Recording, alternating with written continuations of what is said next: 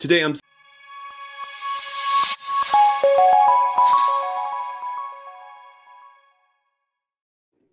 Hello everyone, welcome to Victor Condition Gaming. My name is Doug. Today on the show, we're going to be diving into the Assassin's Creed role-playing game coming from CMON. And yeah, we're really excited about this project for them. We've had the designers on before with previous projects, and it's really neat to see them kind of stretch their wings and tackle this really great, really great and popular IP. Yeah, so if you are excited about this project, please hit that like button down below. If you come across our content for the very first time, feel free to hit that subscribe button, of course. But yeah, go check it out and let me know what you think.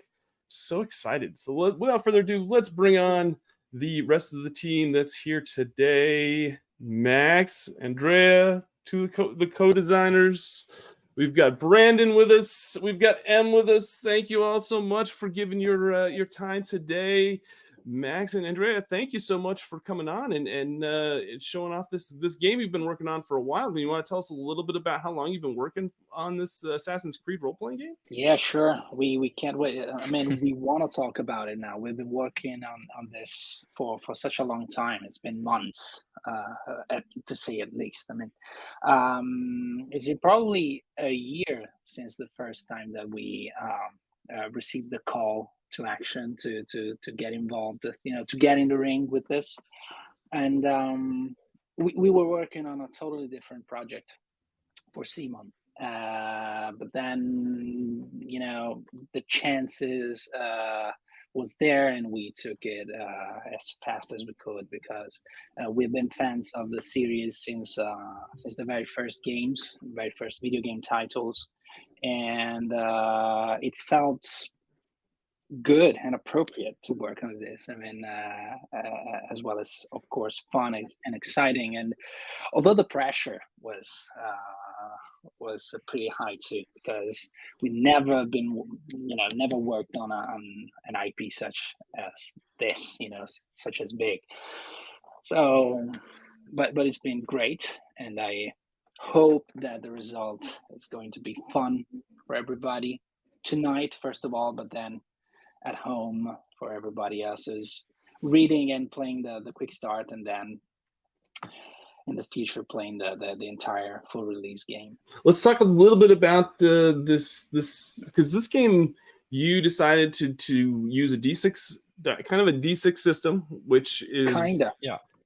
You use a D6 system, and it's a matching system. So you want to match like the trait the icons, the attributes, the icons. Yes. I'll try to put up a illustration of the character sheet right here. But there's basically 4 like attributes, I guess you would call them. 4 attributes. Yes. For a character. Well, Approaches. It's not really attributes. Approaches. Because, approaches, and the name of that really explains it all for the game, because we had a few chats about this. They were not called approaches at the beginning. They were called something else. But then when the fiction first gameplay thing became really the foundation of the structure of the game for us, for this game, we decided to use the word approach because it really is what you are going to do. It really translates in a good way the thing that you are doing in the game, because whenever you start a scene, you have the reader, which is the game master in the game of Assassin's Creed. You have the reader describing the scene, okay, so framing what's going on, and basically also what you're supposed to do if we're talking about a simulation, for example.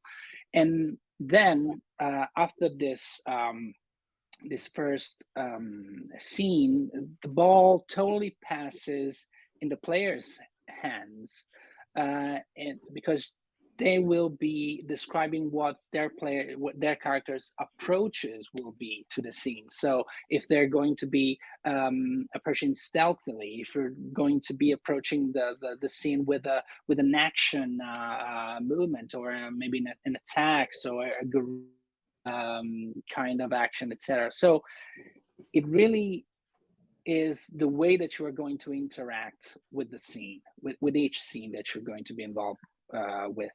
And that's why if you look at the character sheet, it says approach difficulty. So the value, the score that you're going to see and read on the character sheet beside the, near the approaches, is the difficulty rate with which your character is able to approach any scene in that way.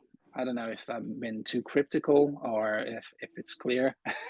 So basically, on those values on the approaches, I would assume that the lower the number, the easier something is going to be, because that's how many matches you have to get of that particular approach on your dice for that approach. Okay. Exactly.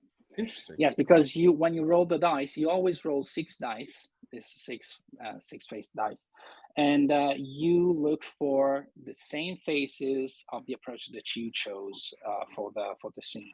Of course, that's not the only thing that you're looking for on the dice, because otherwise it would be pretty difficult with some approaches values. You have traits, for example, or signature gear that you can use and you can involve in the description of the scene that you're going to approach.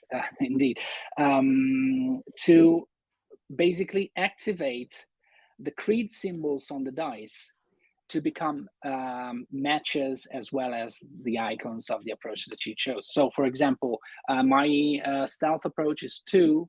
I am stealthily approaching a scene.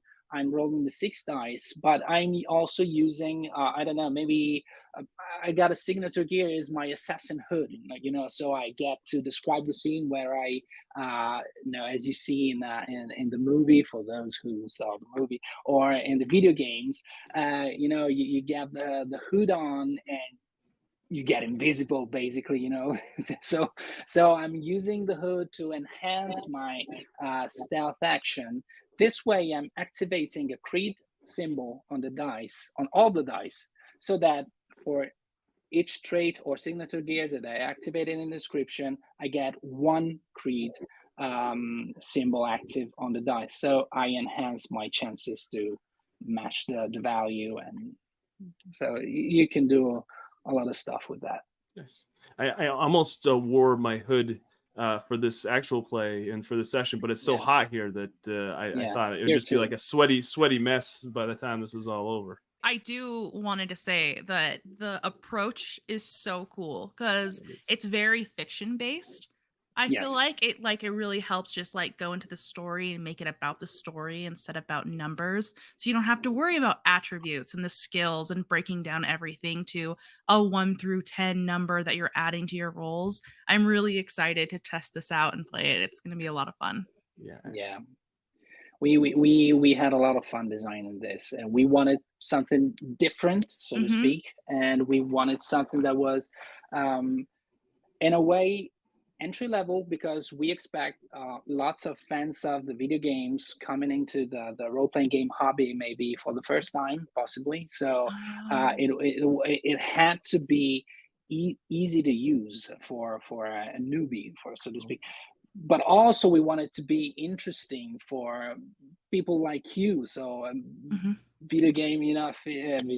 role-playing games aficionados and experts, and so that get you to play something that you might not played yet, and even though you've played lots and lots of games, I know that for a fact.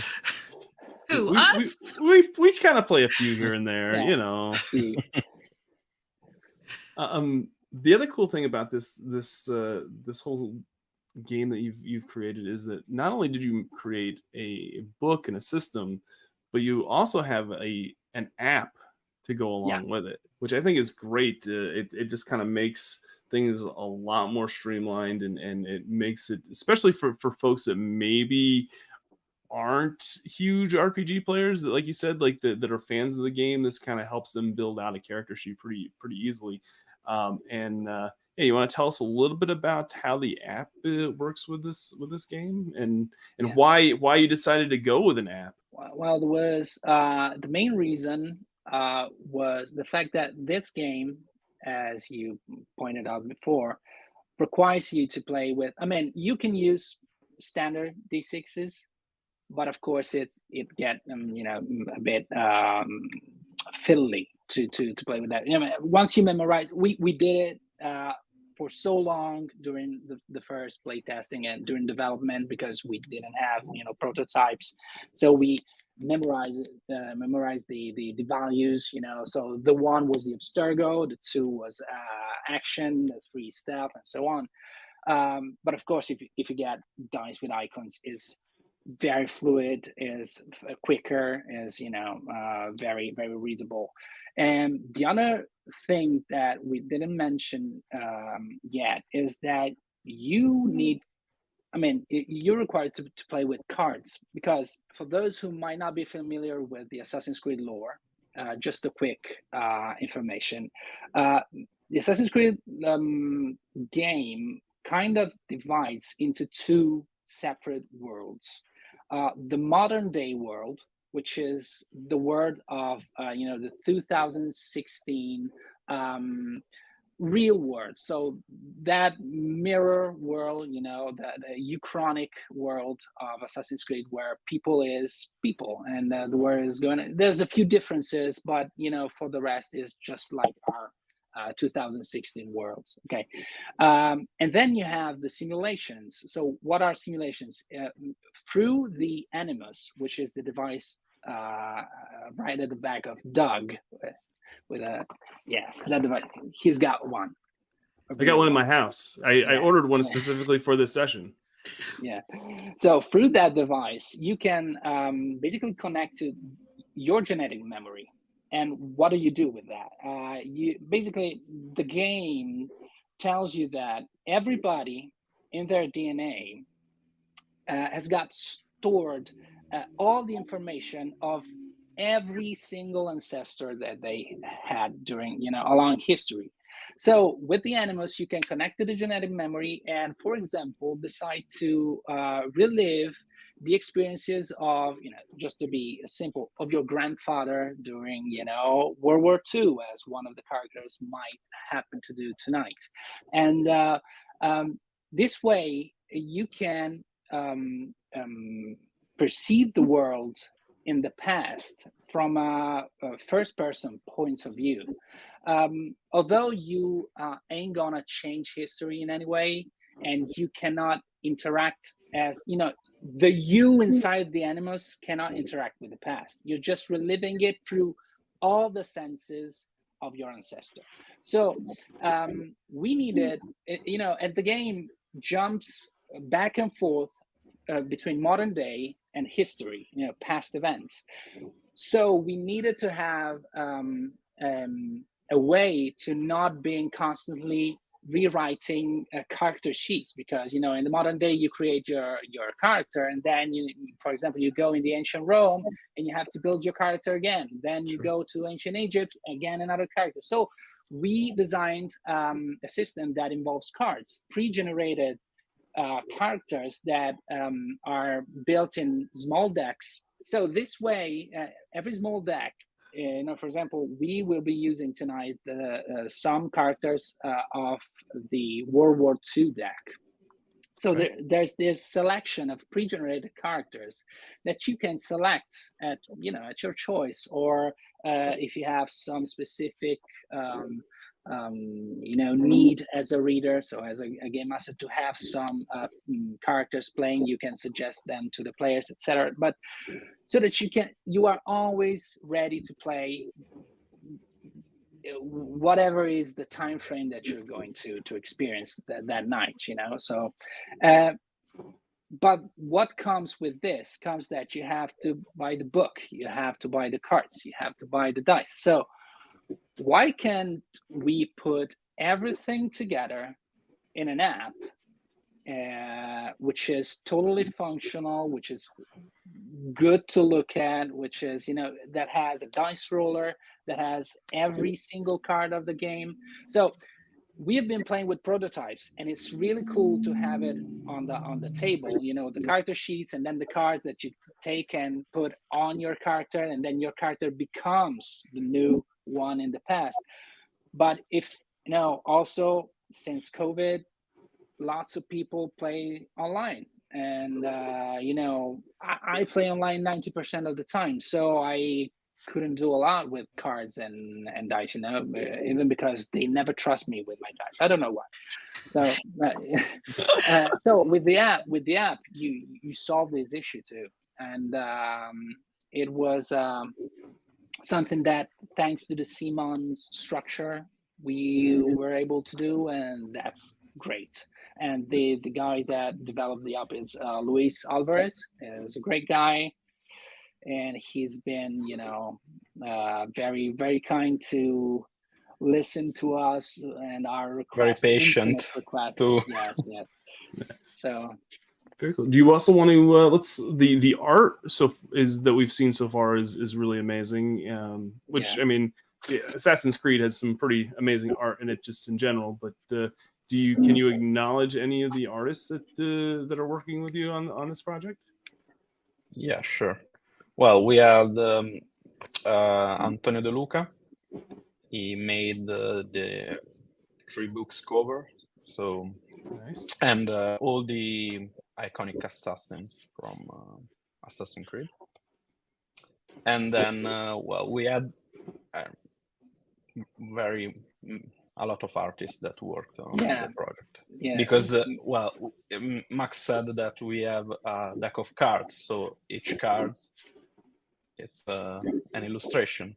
Sure. So lots of illustrations. There are a lot of illustration, yeah. Nice. And then nice. we have a Grim Moon Studio that worked on the artworks for the project. The same studio that developed Nightfall. Oh, okay. Yes. Oh, nice. Yeah. Very cool. Yes. Yeah. Very cool. Is there anybody else you'd like to acknowledge before we begin? Anybody on your team? Anybody that helped you tremendously on this? Yeah, we have to mention he's our boss basically, but it was so good to interact with him during the process of designing and developing the game. Francesco Nepitello, the author of The One Ring. You should know him a bit. I kind of know that guy a little bit. Yeah. Zombicide, and he's been great. I remember one of the cool things that I believe that convinced Ubisoft to give the license to CMON was a thing that we briefed together with Francesco, because the previous idea, since the latest games of the franchise kind of lost the modern day aspect of the first games with Desmond Miles, etc. But then we, the three of us, decided that we wanted to have it like the older games, the first games. We wanted to have this duality, this dichotomy between the present and the past. And so we talked with Francesco about that. He was strongly convinced that this was the way to go. We agreed, and here we are. So Francesco for sure was, and he helped us drafting the game and getting things polished in the end. And it was we could get everything we could from his expertise and knowledge and stuff. And then there is the production team guided by Guilherme Goulart in Brazil, and now we are I think that and there's Chris Lights that managed to write the short stories that you will be able to read throughout the main book There's the first one is included in the quick start, I believe. Yes, at the beginning, but it will continue for sure. It's like I don't know how many pieces are, but it's a story that unfolds throughout the core book, and it's good, and it really helps to get into the idea of what this game is in the fiction. If you don't mind, Yeah, let's get it. We'll do a little session of it, and I will at this point just hand the show over to you, Max, because this is your yeah. There you go. There you go. All right. As I was saying before, this division between the two words is represented by also the type of characters that we play in the game. So we have modern day characters that are identified with the name Descendant, because they are descendants of the ancestors that I know played their hero roles during history. And the other characters that we managed to play are so-called witnesses. So those who witnessed the past events. So whenever we get into the Animus, we no longer play with our descendants, we play with our witnesses. And witnesses are divided at a time between ancestors and echoes. Whenever we want to revisit the past, one of the descendants enter the Animus, connecting to their genetic memory, and connects with the ancestor that we want to, investigate the life of, the actions of. And all the other descendants, what do they do, right? Do they go to sleep or whatever? No, they connect to the same Animus, not to their genetic memory, to the genetic memory of their companion. And they get to relive the same events from different points of view, though, which are the points of view of the allies of the ancestor in history. Quick start adventure. So the session that is included in the quick start. I mean, the session that is included is divided into a simulation, then a modern day, but it starts with a simulation. So we will be starting off with the simulation characters, so the witnesses. And so where are we? So let's go, let's talk about the modern day characters maybe another time, maybe another actual play on this channel, who knows.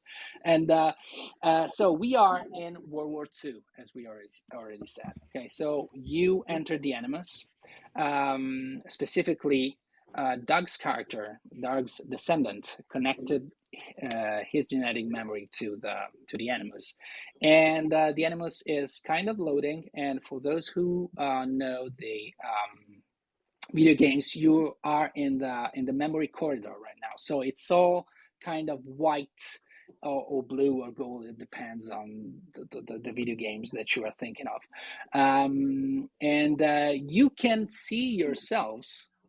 And you are no longer, Jackie and Julianne and, Philip J. Gallagher and Mac, but you can see yourselves as the witnesses. So why don't you go and describe who are you, how the other see you, guys?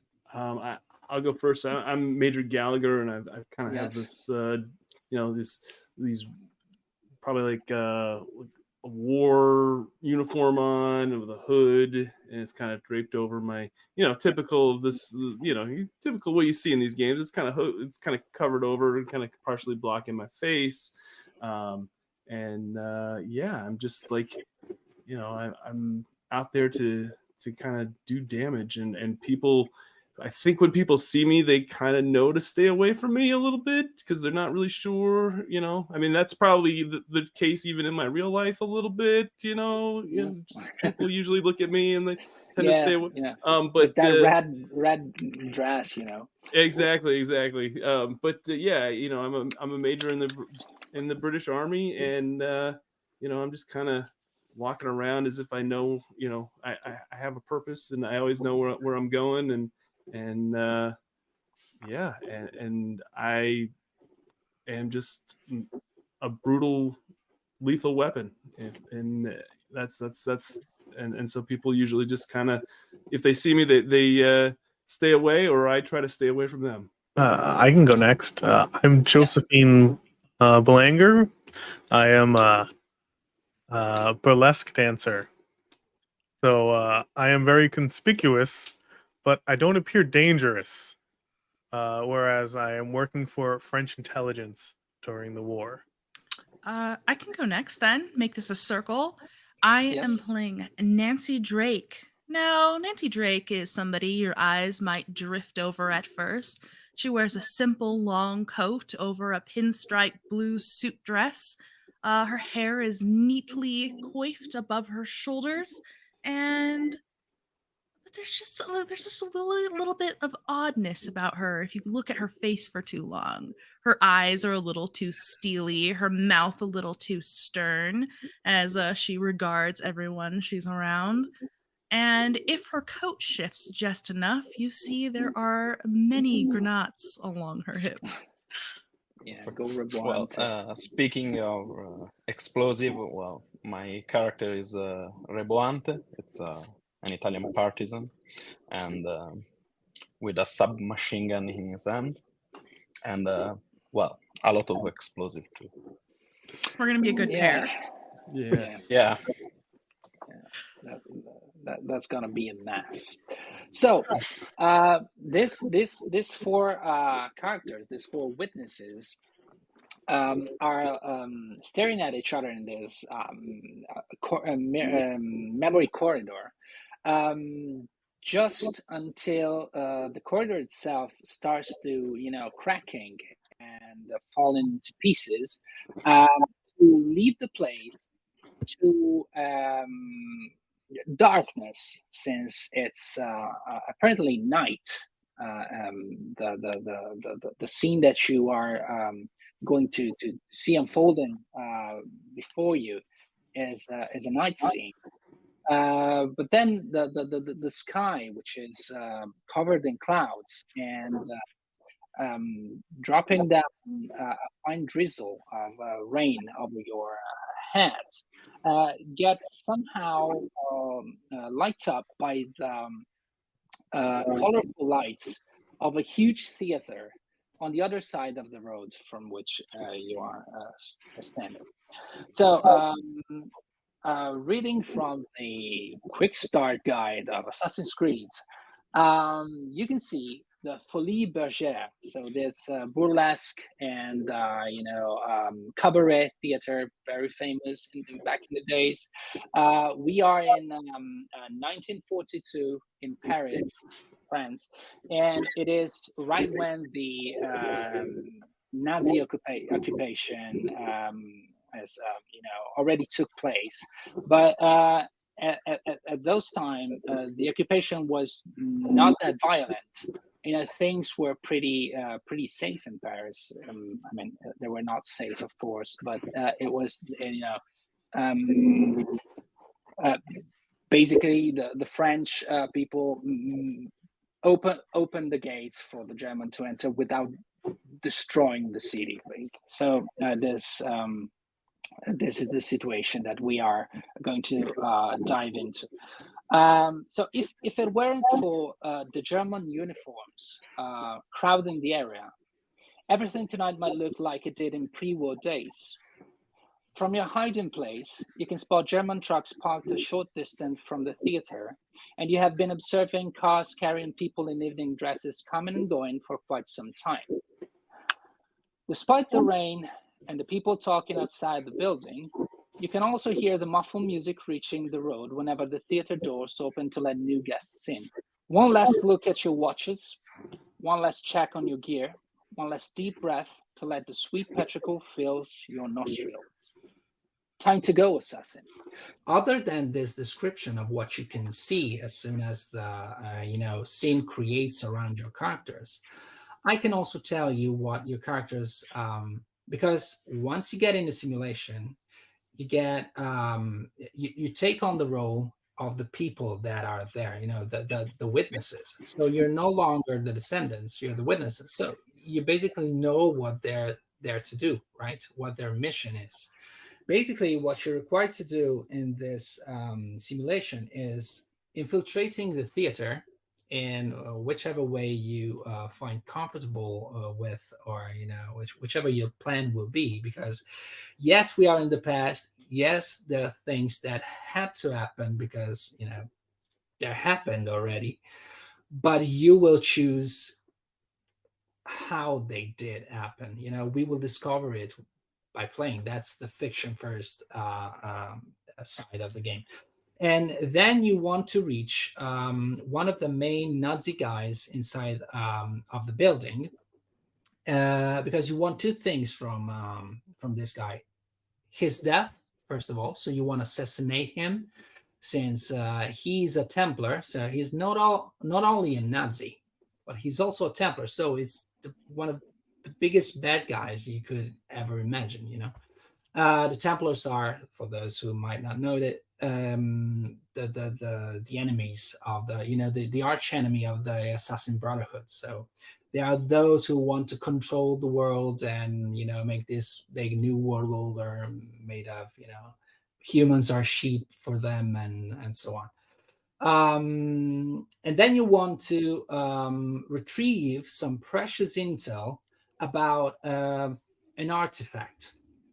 So one of the main goals for the assassins in the Assassin's Creed world is retrieving the so-called pieces of Eden. So these artifacts left behind by a super evolved and highly technological species who once lived on the planet and ruled the planet, and in the lore created the humankind like millennia ago. And basically they somehow got extinct, but they left behind this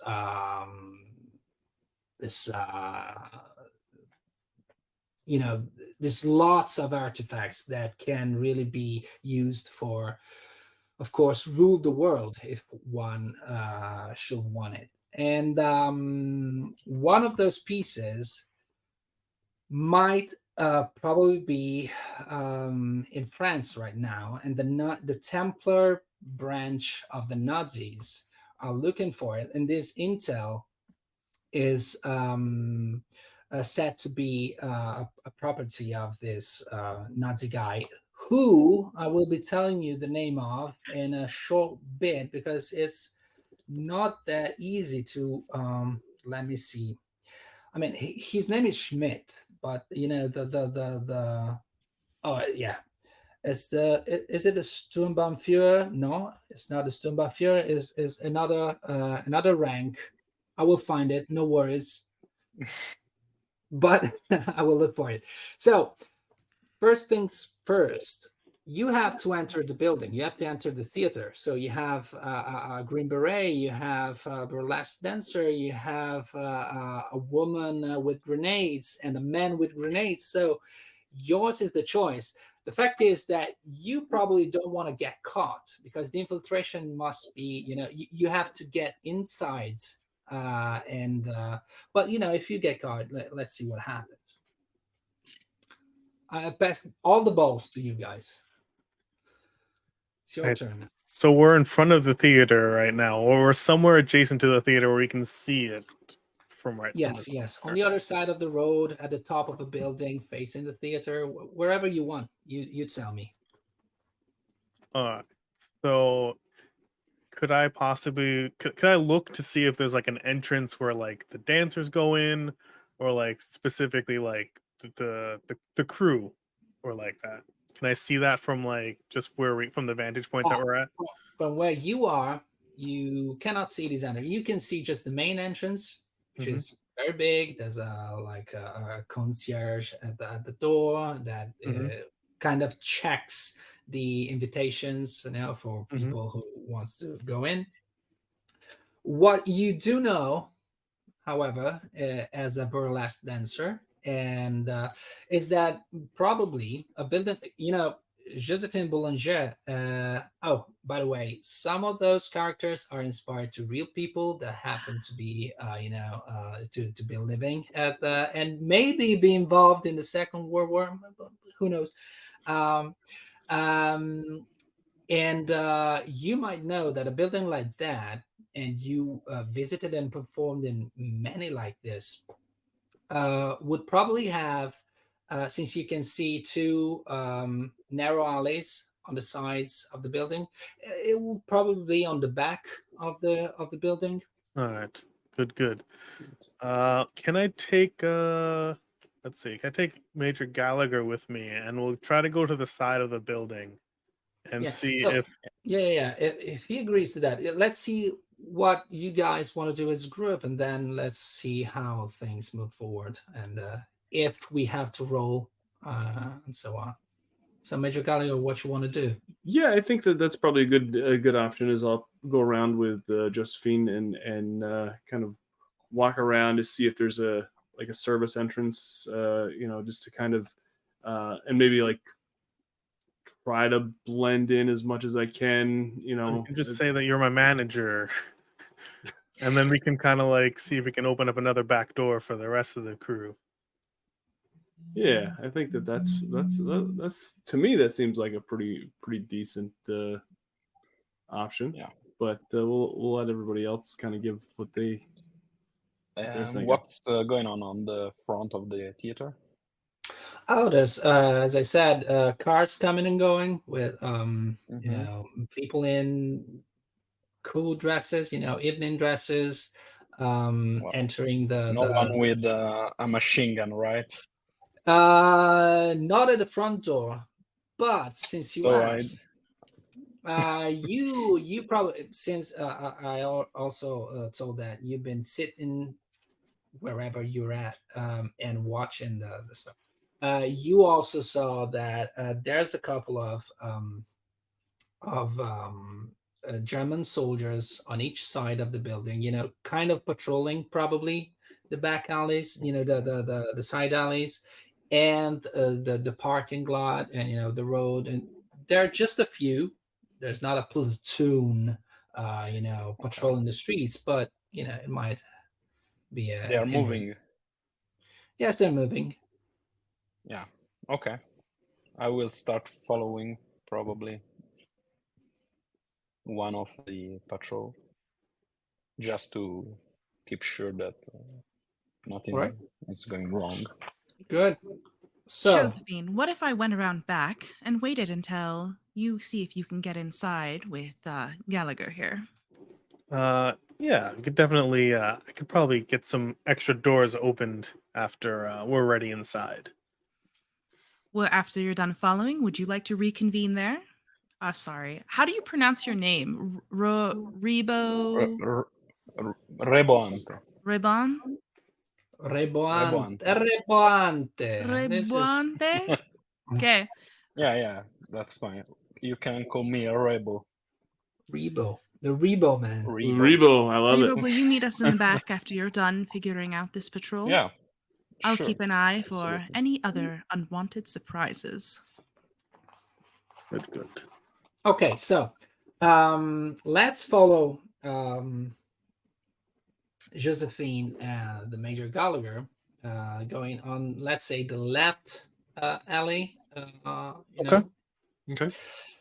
So you get there and you kind of, look behind the corner, and you can see that at the end of the alley, right where the alley turns right, probably to go on the back of the theater, you can see there's two Wehrmacht soldiers smoking a cigarette or something, and probably chatting about this and that. And they're on a break, apparently. I mean, or they're just trying to avoid working. Who knows?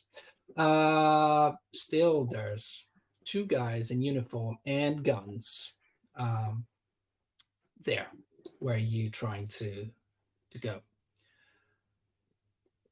So I would ask you if you stick to your plan and go, keep going just to figure things out, what will be your approach to this the sub scene? So this is it a stealthy approach? Is it an action? So, for example, an action approach would be I enter the alley as soon as they see me, pull out my gun Grenades. and shoot them in the face. Or stealthily would be maybe I can try to climb the walls. But maybe there's a how you call it, not a stair, but the ones for the fire Fire escape. escape, Mhm. and then go from the the upper way, or whatever is your or social you want to try to engage in a conversation with them. I was gonna try to talk to them. Just use my social approach.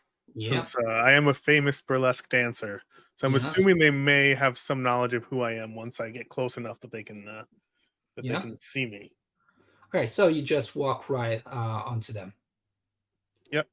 Yeah. What does Major Gallagher do while she's going forward? I'm going to kind of stay behind in the shadows a little shadows. bit, in like in the away from the. I'm sure there's probably like an overhead light or something, but I'm going to try to stay back so maybe they see that there's somebody there, but they can't quite tell who it is. Good. All right. So, Josephine, you arrive right in front of the two that once you step near enough, they kind of get rid of the cigarette and get their chests out, and they're like, "What are you doing here, lady?" I'm sorry. Is this the cast entrance to the theater?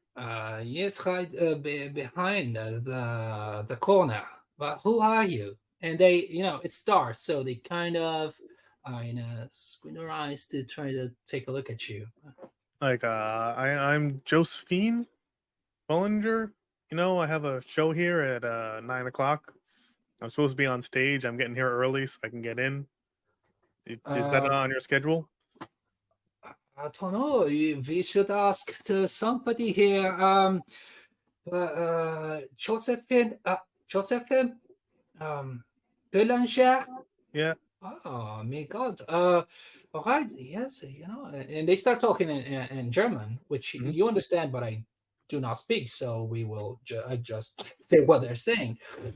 He says like, she's a big one. She's didn't know she was coming, but we should let her in, and she meant no harm. She's a dancer. So they kind of escort you to the back door. They knock on the back door, and there's another Wehrmacht guy that opens up, and who is she? Oh, she's Josephine Boulanger, great dancer. She should enter our show starts at 9. But that guy has got kind of a schedule. Yeah, he's like Josephine Boulanger. Had no such name on here, and everybody is already in since way earlier than now. So I don't know. And they're kind of stuck because they do not know what to do.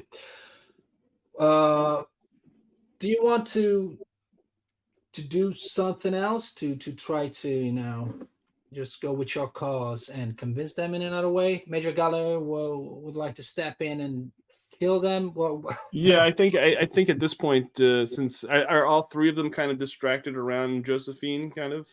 Mm-hmm. Yeah, I think Gallagher would like to step in and just kind of maybe throw his knife and kill one of them, and then like basically try to like take them out quietly if you can, as much as possible. Yeah, this is gonna be bad. All right, Max, awesome. If could I help in this situation? Could I have been like up above, like watching, and drop down on one once Major Gallagher throws a knife? Well, you from your point, I mean, if you were following them on the top of the building, and you could surely try. I mean, just to quote, that's my favorite thing. A big one in the industry. Yes. So what I'm going to ask you is, so probably you were both, you're using a knife. What are you using, Nancy? I also have a knife. So you're flying with your knife. So I would suggest, but then you can tell me differently, a stealth approach, probably. We don't want to make a scene. We want this to be quiet and smooth. And if Major Gallagher can take care of one, and Nancy can take care of one, maybe Josephine has a little something up her boa. Yeah. So let me tell you one thing. So now we're going to the approach check. Okay. So the approach check, as we said at the beginning, you have to take your 6 Assassin's Creed dice. So you the pool of 6 dice, roll it, and hope to get as many faces showing the approach you chose. So the stealth, as many stealth icons as the approach difficulty you have in your stealth approach. Before rolling, however, please take a look at your character sheet and look for those features that shows a creed symbol, such as traits and signature gear. Because if you want to describe more what you are doing in the scene, and you manage to put one of those elements into the description, you mechanically activate it. You use it in the fiction to activate a bonus on the roll. So you're not only going to consider the stealth icons as a match, but also as many creed symbols, as many traits or signature gear you're going to activate during the description. So please take a second to look what you can use. I feel like my Green Beret ability probably comes into play here. Yeah, that trait, I should say. Can I suggest I use Ruthless? Because I'm just watching this from above. I probably can't even hear them very well. I just see Major Gallagher step forward. I'm like, it's go time. Let's do this. And I'm just killing people. Yeah. Perfect. I totally agree. So if you roll 1, you can count just 1 because you activated 1 trait each. So if you roll 1 creed, you can consider it as a match. So concurring to the the approach difficulty. All right. Let's roll. So nervous. Let's see what we got. Oh no. Okay. 2. I got 2. I got 2 matches, but I got 2 of the red dice. Is that a problem? Let's look into it. No, it's not a problem. So it doesn't become a problem until you fail. So basically, the red symbols are the Abstergo symbol, which is the bad guy's icon. So the Abstergo Industries and Entertainment is the facade of the Templar Order in the modern day. And basically, Abstergo can do one thing. They can trigger setbacks. So whether you succeed in your action or you fail, you can trigger setbacks. So something goes wrong in the action, However, those setbacks and those Abstergo must be active to trigger a setback. Okay. How do Abstergo get activated? If you are snagged, so whenever you fail an approach check, that approach gets snagged. So it activates the little Abstergo symbol that it has on the side. From that moment on, whenever you use that approach, the Abstergo symbols are activated, and whether you succeed or fail, a setback is going to be involved in the scene. Another way to get setbacks this way is on reactions. So we are now seeing an active approach from your characters. So you are doing something, but maybe I just say that, all the building, crashes all over your heads and you have to jump out to not die, that's a reaction. And the abstergo symbols are active whether your approach is snagged or not. So right now you succeeded. Your approach was not snagged, so those abstergo just do not count. Okay, so we're not going to worry about them. Yeah, exactly. So you had 2 matches, and your stealth approach difficulty was 2. So you succeeded, and the same did Major Galga. Any creed symbol? Nope. No, Okay, so not for me. 2 of the guards just go down. Maybe the 2 that were smoking before, so the 2 right behind Josephine, just go. I mean, probably Nancy is doing a bit of a mess, coming from from above and just crashing the Nazi dude. Josephine, I mean, you see it happen with the corner of your eyes, but you knew that it was going to happen probably because your guys. Yeah. What you doing? What just happened? There were 2 more guards here, weren't there? Can you just let me inside? I don't know what happened. Okay, so the guy in front of you just saw what happened because those 2 guys just are spilling blood from their their necks and stuff, and then like Batman came from above and killed one. So he's like, "What's happening?" And then he starts speaking German, of course, and swearing in German probably, and go with the hand, go to his pistol, the pistol that he has on his belt, and he pulls out the pistol and just starts shooting. And since Josephine just did nothing, but where are Belantes? Just smoking outside. Well, I was,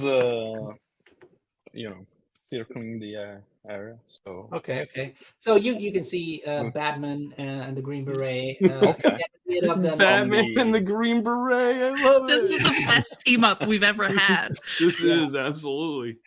And then you hear the gun, the gun shooting. So please, that's a problem. Josephine, made me a reaction check since this gun goes out on your person, not because of intention, but because of fear and confusion.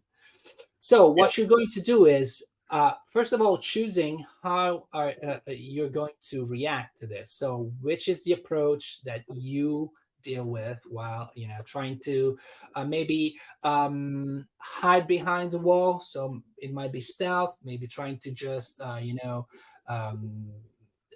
it's been more an action thing, like you go and try to grab the guy before he shoots you, something like this. Or maybe I guess I just like if it's a back alley, I think I'll just dive out of the way. All right. So let's go with a stealth check. Okay. All right. Let's see what happens. And the reaction, apart from having abstergo symbols active, works exactly like any other approach check. So you can activate traits or signature gear. And okay. I don't. Traits. I have my spy trait. So. All right. That probably gives me some advantage to doing stealthy moves, I would think. All right.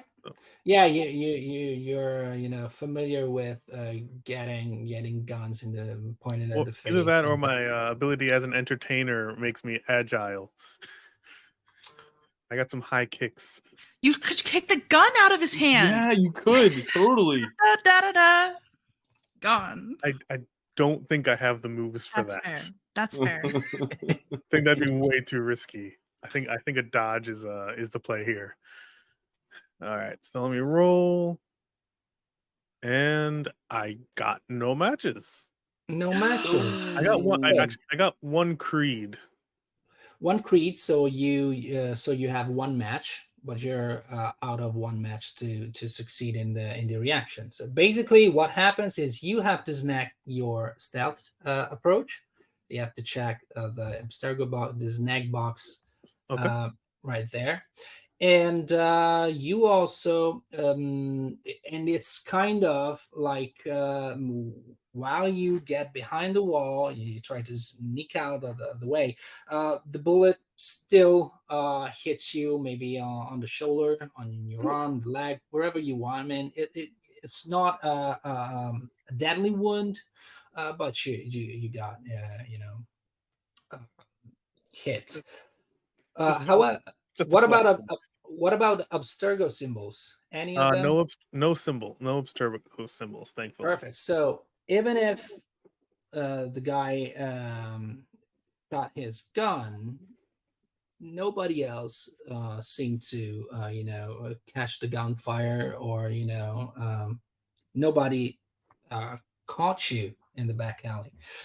So after a few thrilling seconds, and with Josephine spilling a couple of drops of blood on the wet ground, you can see Reblante arriving in the end.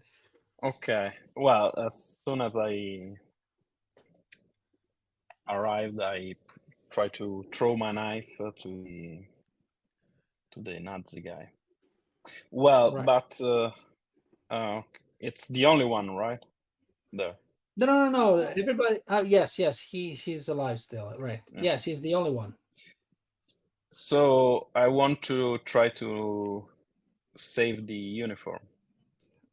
All right. So what is he doing right now? He is calling for a raise. So whenever making an approach check, you can either call for a raise before the check, or you can do it after the check, but it costs more, basically. So it costs more matches. So whenever you call a raise, you increase by 1 the approach difficulty value of the approach you're using, to try and get something more out of your action. However, you can benefit from a raise even if you did not call it. But if you get to if you happen to get 2 exceeding matches than the ones you need after the roll, you can have a free raise, what's called a free raise. So you can call for a raise after the game, and then create whatever benefit you want to, or you might decide you want to get from the scene. Go, Rebante. So, well, that's not bad. Well, it's not a reaction, right? So No, I have two. I have 2 stealth and 3 abstergo, but thankfully I don't have to count them. All right, so you succeeded, right? Yeah, because I have 1. 1, yes, because the Rebante action approach value is 1, so he raised it to 2. He got 2 matches and succeeds. So the last Nazi guard fell to the ground. I mean, not to the ground, but like on the stairs behind him that probably take to the backstage and to the changing rooms for dancers and stuff. So blood has been spilled, but you're basically you have just infiltrated the building, because right now you can take the stairs and enter the Folie Bergère, and that is a key objective achieved for your crew. So what you are going to do is take a step forward on the synchronization line that you can see on your character sheet. So what is the synchronization? Just like the video games, the more you achieve key objectives during the session, the more you synchronize with the character and activate extra features. So part of these features were already active right now for your characters, but I didn't want to, make it all in from the very beginning. But as you can see, your characters started the session from the 55% synchronization level. That means that not only you have, so it's 6 steps, okay? So for those who are not seeing the character sheets, maybe. So it's 25, 40, 55, 70, 85, and 100% synchronization steps. You started the simulation with a 55% level of synchronization. And right now, by achieving the key objective, you just took one step forward. So you are 70% synchronized with the scene. That means that for every step, you have stored an extra dice. So right now you have 4 extra dice that you can choose to add to your roll after you see the roll result to enhance your chances of success, but of course also to get Abstergo results. So it's a decision that you have to make by thinking of it a bit. But not only that, you also unlock skills with the synchronization level. So you can see that your characters, if you are looking at the paper character sheets, have 2 skills selected. If you're playing on the app, you might want to choose which skills your witness is going to have for this game. So maybe I paused a bit because I don't know what files are you are looking at. These are all so good. I'm looking through them right now. I don't know how you would even pick. They're amazing. Yeah, they're good. Yes, because one of the things was that when you're playing these guys, they should be able to do anything. If you play, Ezio Auditore is like a master assassin, master warrior, master thinker. So you just choose what aspects of those guys to bring on the table. So because again, you can choose every session you can choose different skills. Yes, different skills set. Yes. Nice. So also skills are cards that you can customize. Since you have the pre-generated witness, there's still a customization part of the thing where you can choose which skills to match with each witness. So once again, I don't know if are you all using the app? Yes. Yes. I'm not. So you know which skills you have. Yes. Right? Okay. For Brandon and M, you can just choose whatever skill you want, and you can you basically have to click. Let me see, so that I think I got it. I've got them added in here. Yeah. I added the ones from the quick start guide into the app for my character. Perfect. I picked my own custom ones. Is that okay? Yeah, totally. Yeah, sure. So you will see that once you go to the roller, you can see the skills right below the roller. So that because some skills get involved with the rolls because maybe they can activate stealth checks on action, stealth results on action checks, and all sorts of combinations, so that you can always have them under your eyes and that's so cool. That's really handy to be able to just like flip it like that. The app's really neat. Can I ask what skills you all have, just for funsies? Yeah. Well, I have a Sleight of Hand. Yeah. Oh, sorry. No. Sleight of Hand and Assassination. Okay, cool. I have Hypnotic and Poker Face. Oh, that's so fitting for Josephine. Nice. Yeah. I have Nimble and Eagle Vision. Nice. I took Eagle Sense because I was tempted for Eagle Vision for a minute. Then I was like, I want to get people's memories when I kill them. That's just way too cool. So I took Eagle Sense, and then I took Hide in Plain Sight, since we're Yeah. kind of infiltrating in. I thought that'd be handy. Yeah, and that's the reason why they're always changeable, because you know, different sequences with different key objectives might might get you to choose different skills, you know, because you want to, you know, bend on one or the other side. But so please keep in mind that even if you can involve those skills in the fiction, so you can, you know, the fact that you have nimble, you can use it to, you know, you can activate it also in the fiction, but it's not required mechanically. So they're just passive skills that you have, if not written otherwise inside of the card, but they're just there and they're helping you get in more matches basically, or, you know, doing other cool stuff in the game. So I don't know if you want to cut this part out of the recording. It's your choice. Up to you, Doug. Just I think it'll be good. Yeah, I think it's good to like show the versatility of the system. Good. And clarification question.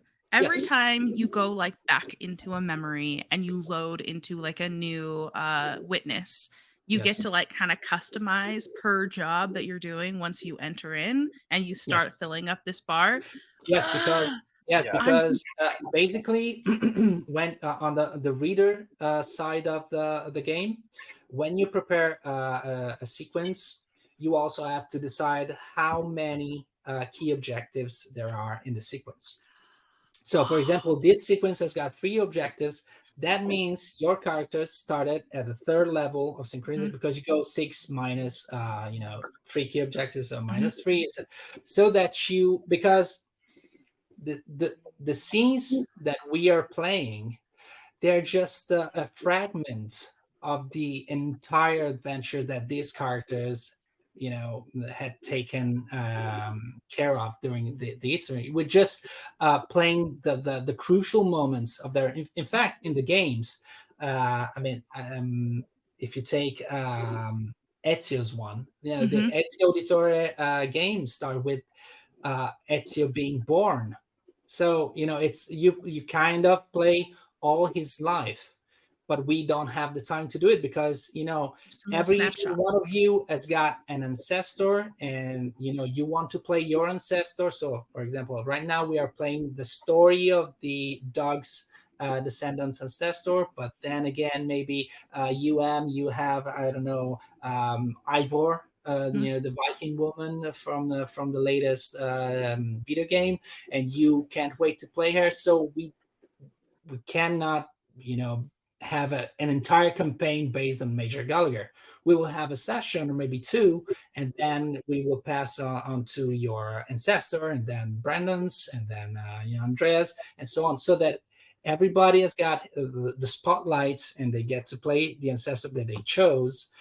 But the other players can, you know, always play new characters because they pick the cards that they like, and they have a new character every time they go into the past. And, you know, we thought it was real fun. So I'm geeking out. I'm geeking out so much right now. This is so cool. All right, let's play. I want to use my abilities. Yeah, so you just achieved your first key objective. You infiltrated the theater. So you step forward in the synchronization level bar. So you have 70%, 4 extra dice. Please remember you have those 4 extra dice for any roll that might happen in the next few minutes, and also your skills. They're always active.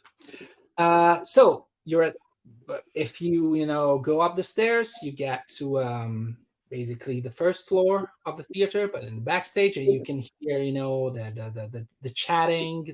You can hear, of course, the music in the theater, but it's all muffled, and because it's behind a huge wall, and there's people talking and laughing and singing, and and the sounds of glasses clashing for each other, but in the backstage you can see there's all kinds of movements because ballerinas are going in and out of changing rooms, and then there's some waiters also bringing them water or whatever. There's it's a bit chaotic, and it's a chaos that probably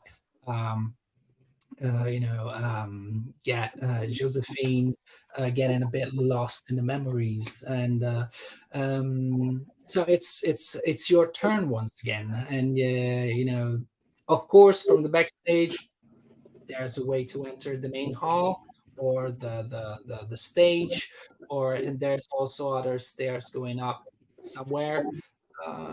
You do not see guards right away here. So, Well, they are on the ground, I think. We saw guards. Wild. yeah. Oh yeah, what did you do with the bodies, by the way? Well, I want to take at least one. For the uniform, right? Uniform. So you are the guard. Because I'm not presentable right now, so I need at least an uniform to stay inside. Legit. By the way, does anyone have a bandage? I have more. I have wine. More. I just tear a piece of fabric off of something, then I just kind of wrap it over around my my shoulder. Make it look like it was just a fall that might have just cut me, not a gunshot wound. Can I drag one of the bodies over towards to prop it up on like a trash receptacle that's alongside the building? I'm gonna light a cigarette and fit it into one of their mouths and just pull the head down, the hat down low over their face. So it looks like they're just taking a little chill break. Yeah, a bloody chill break. Yeah, a bloody chill break. It's cold. Maybe the rain will just make it look like he's just wet. We'll be fine. Yeah. Good for me. Out. Oh, a sleepy guy.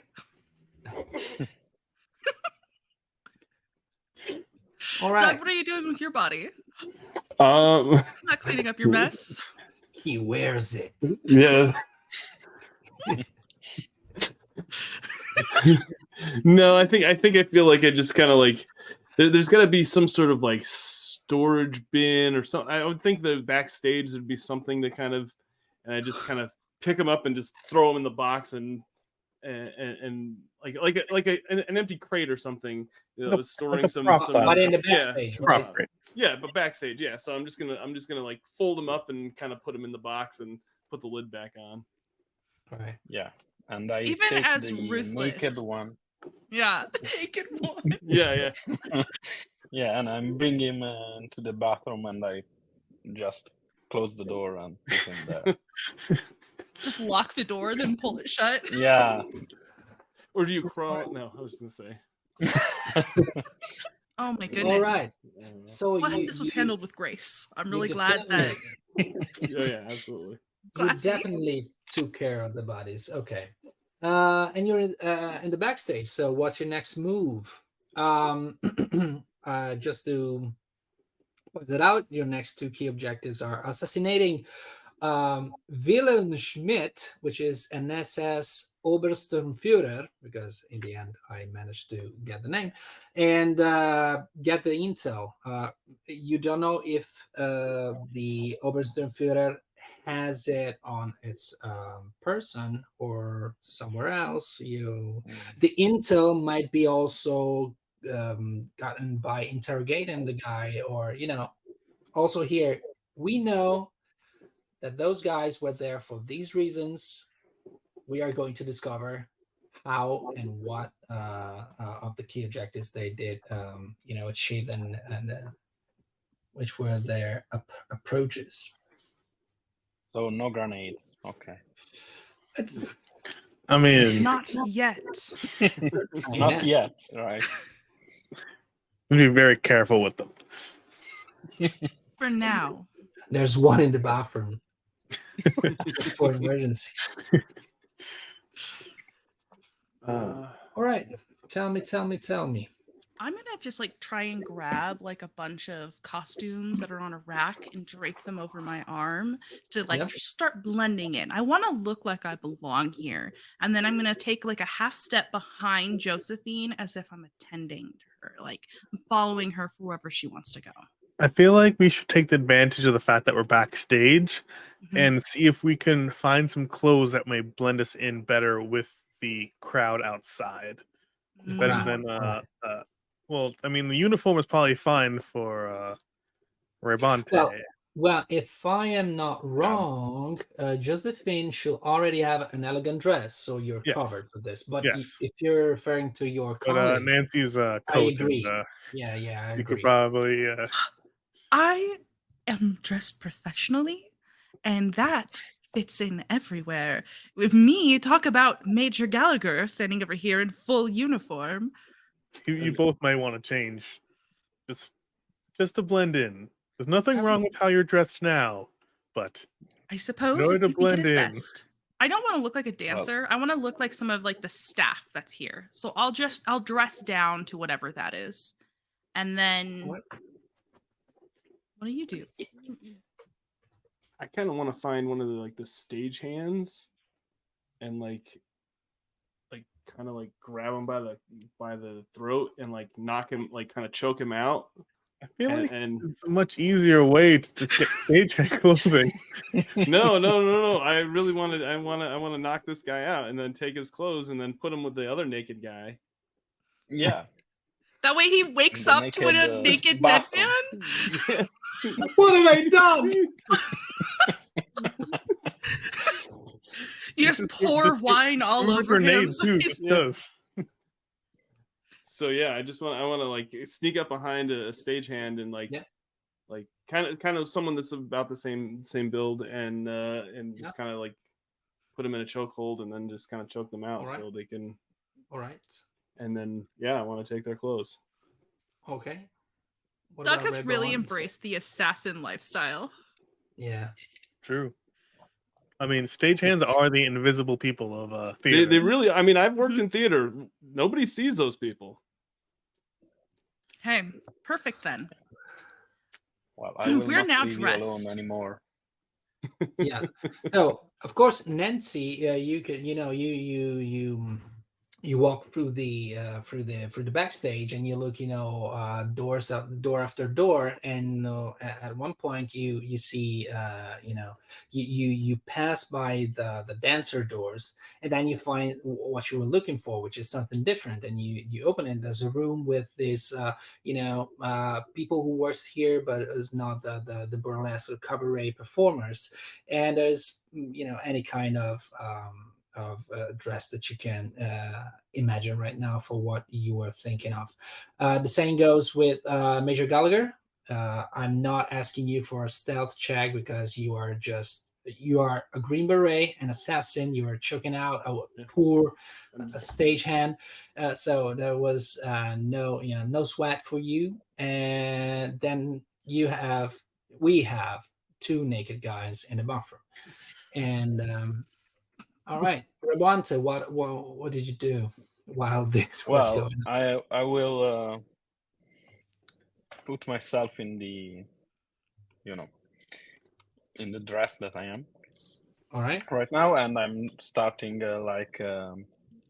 looking at people very badly. So a bodyguard.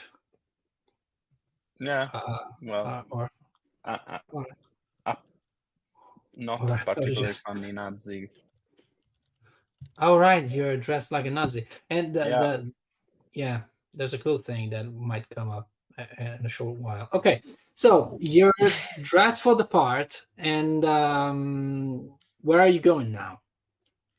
Or do you have questions about what's going on behind the walls or in the main hall? Josephine, if I might make a suggestion. Perhaps you say that you are here to see if this place is good enough for your talents. You're interviewing, you're taking a walk through of the place. We are attending to you and making sure that you stay safe. And I gesture to Rebante. And perhaps you have this terrible need to meet Captain Schmidt. Not Captain. Yeah, Oberstführer. That. That's that man. You just refer to him as the target. I will put it in the chat. So thank you. So I can pronounce it in my head before I say it with my mouth. It's not easier, believe me. I think we should just refer to him as the target. I can't even speak. One of those things isn't even a letter. Yeah. Obersturmführer. Führer. Yeah. Führer. Okay. I mean, yeah. Perhaps you have a burning desire to meet Wilhelm. I don't even use his title. Yeah. Be rude. Good one. Yeah. Yeah. Let's call him Willy. Really. Willie the target. Yeah. I like your Really? style. All right, that may work. That may work. Although, so here's a question: do we know what the target looks like? Did we get like a dossier or everything for the? Yes. You know exactly. I what think it does. Okay. it will look like a Nazi. Well, We currently should you probably look like a kill all the Nazi, ones we don't you? see. Yeah, that's a good idea. I like it.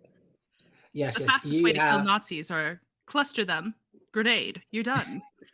I Sorry. feel like that's not the cleanest way to go about that. Ah, yes. Collateral damage. All right, Josephine, lead the way. We are by your side. All right, so now we usher down the hallway towards the main where it open where I guess where the doors open up into the main section of the theater, not like where the seats are, but like the lobby. Yeah. That's what I'm looking for. Yeah. All right. Perfect. So we kind of like sneak into there, and we start to I guess socialize with the individuals that are there. Mm-hmm. You know, just start to blend in. All right. So you can see there's probably civilians, but I mean upper class Parisian civilians invited to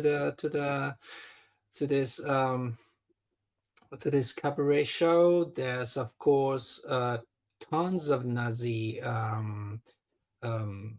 high rank soldiers, and VIPs, so to speak, and it's very crowded, and from the place that you came out into, you cannot see Willie. I mean, you are in right outside the main hall, right? You said, yeah. So Yeah, we're like in the lobby. yeah, in the lobby. Yes, sir. So you cannot see him. You're sure he is not here. You can see, by the way, by the open arc that opens on the main hall, you see there's plenty of people, and there's also stairs that take to an upper floor facing the with a balcony facing the stage, and you all can spot not German guards. I mean, they're on the sides of on the they're kind of staying out of the way of everybody, but still there are a bunch of them here and there. Like, Okay. So to get into the actual theater part, is there like other people like checking tickets there? Or no, would we be able because to enter that's into something. them? No, that's something they do at the door, at the main door. Okay. You're already past Okay. that. Yes. I've heard that most important people have private balconies that look out over theaters. I believe they're called boxes. Boxes. Yeah. You'd think that they could find a better name than just box. I think Something you put other things inside of? It doesn't the thing that you're putting inside is people. I don't generally put people inside of boxes, but that is something that Major Gallagher is quite familiar with. I believe that just happened. Yeah. But I think we should probably look for the highest concentration of guards. That might lead us to the valuable target. So you said you said that there appeared to be a higher collection at the two ends. I mean, on the on the externally, on the by the walls of the theater, in internal walls, there's every 5 or 6 meters, let's say, Okay, wait, so they're I'm just trying like to they're just calculate feet. I can before do you- meters. Meters is All right. fine. yeah. Yeah. Okay, meters is fine. Yeah. Yeah. There's a guard, standing and watching So they're what's just like being happening. deterrents, basically. Yeah. Okay. So I think we should probably travel upstairs and see what the upper level looks like. See if we can see anything from there. All right. After you, then, Josephine. All right, so you enter the main hall. There's 2 stairs that goes, one on the right and one on the left. We go from 2 separate balconies. On the left one, it's clear. You can take the stairs and go up. While on the other hand, by the right one, there's 2 guards standing, like checking that nobody can, Okay. So there's through that 2 guards onto the right, to one on the right. I think we should probably head to the right one. As you wish. So I have a plan. Can I approach there with like with a partial like stumble, like I have been drinking too much, All right. and then like try to see if I could like fake falling over like right in front of the guards, so that Alright. they will try to offer me assistance. All right, so one of them do, of course. So you stumble, and then one of them grabs you by the arms, and it's like, "Are you okay, lady?" I think I might have had just one too many glasses of champagne there. I think one of my friends here can probably help me if you want to just like just hold my arm until I can get back to them. They're supposed to be looking after me. Oh, the And I I'm like can tell. I'm like leaning really really hard. All right, so I have to stay here and control the stairs. I cannot. Of course, it's an awkward situation. He wants probably to help you, but he also had to. The thing is, while you are having this conversation, the other guard kind of stares in Reboante's eyes and look at him like just with the eyes, like asking, "What are you doing here? What's going on with this?" Well, I turn around and I walk, ignoring him. You just Yeah. leave. He won't. Yeah. Fuck him. Yeah, because the thing that you might not be aware of, because you should, but if you check the Reboante's sheet, you would know that he's the only character who does not speak German. And he's the one dressed like a German soldier. Nice. So it's like the best thing, just a great plan. Just a great plan. We thought this out very well. We're gonna have to do a whole other recording. As this one just blows up in a cascade of grenades. Okay. Yeah, you can see your ally just turn around and get lost. Do you not know who this is? This is Josephine. You need to help her immediately. I'm gonna try and urge them away, and I'm gonna like, is she too heavy for you? Q, can you help, please? And I'm gonna wave at the other one. We need to get her somewhere secure before she is just floored with fans. Secure.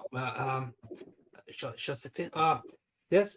You can bring her another way, another place. This is closed. Help! I cannot carry her, please. It'll just take one moment. Nothing's going to happen. And this is the most important person. If something happens to her, it is going to be your head on the block. Do you understand me? I'm But so, who is she? so I don't sorry. understand. This is Okay, just roll me a social check okay. because of course, it's something that you might be convincing them. Let's see. You put your best effort. It's not my strength, but we're gonna try. I don't think I succeeded. I got 1 match, 1 creed, and 1 red. Okay, so creed, you of course you didn't socialize with your Luger or No. Okay, No, so I don't think it was ruthless or anything. Okay, so you're 1 match away from this, succeeding. So what is going to happen right now is that you will have to snag your social approach, and and gone. But as I was saying before, remember you have 4 extra dice. You can choose to roll.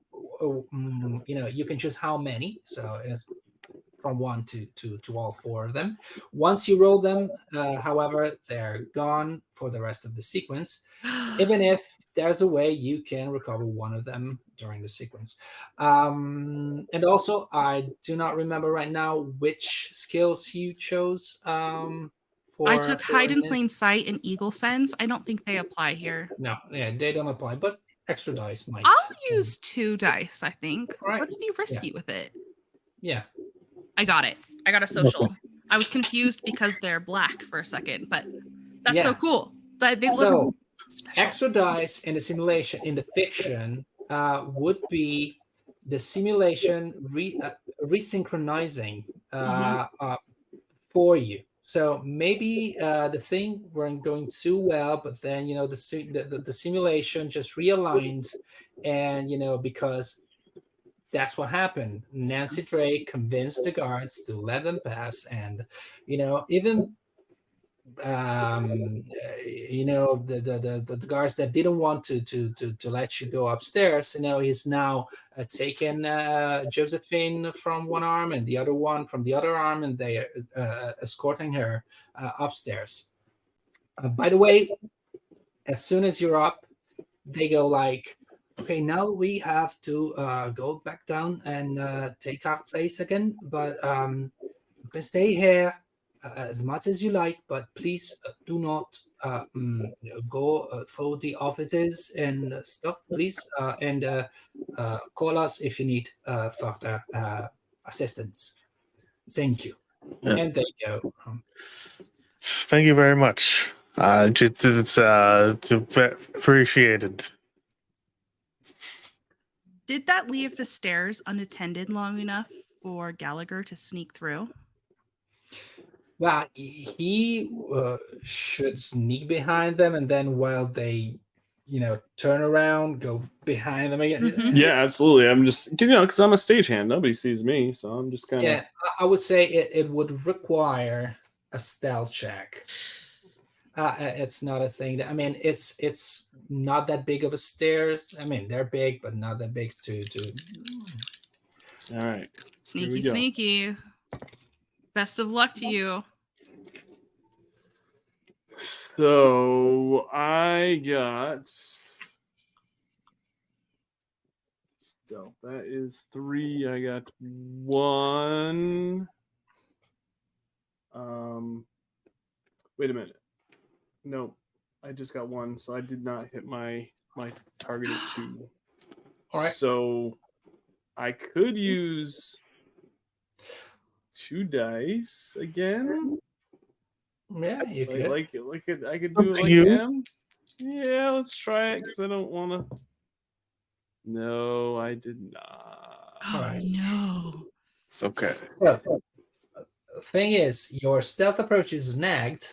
So from now on, you got to be aware that Abstergo symbols are active on your stealth checks. Yeah, right. But otherwise, nothing bad happened. Simply, you were trying to sneak in, but then one of the guards, right after saying thank you to Josephine and Nancy, turn around and you kind of stumble upon him, just, probably put your step the wrong way, or you miscalculated the moment to try to pass behind them, and they're like, what are you doing here?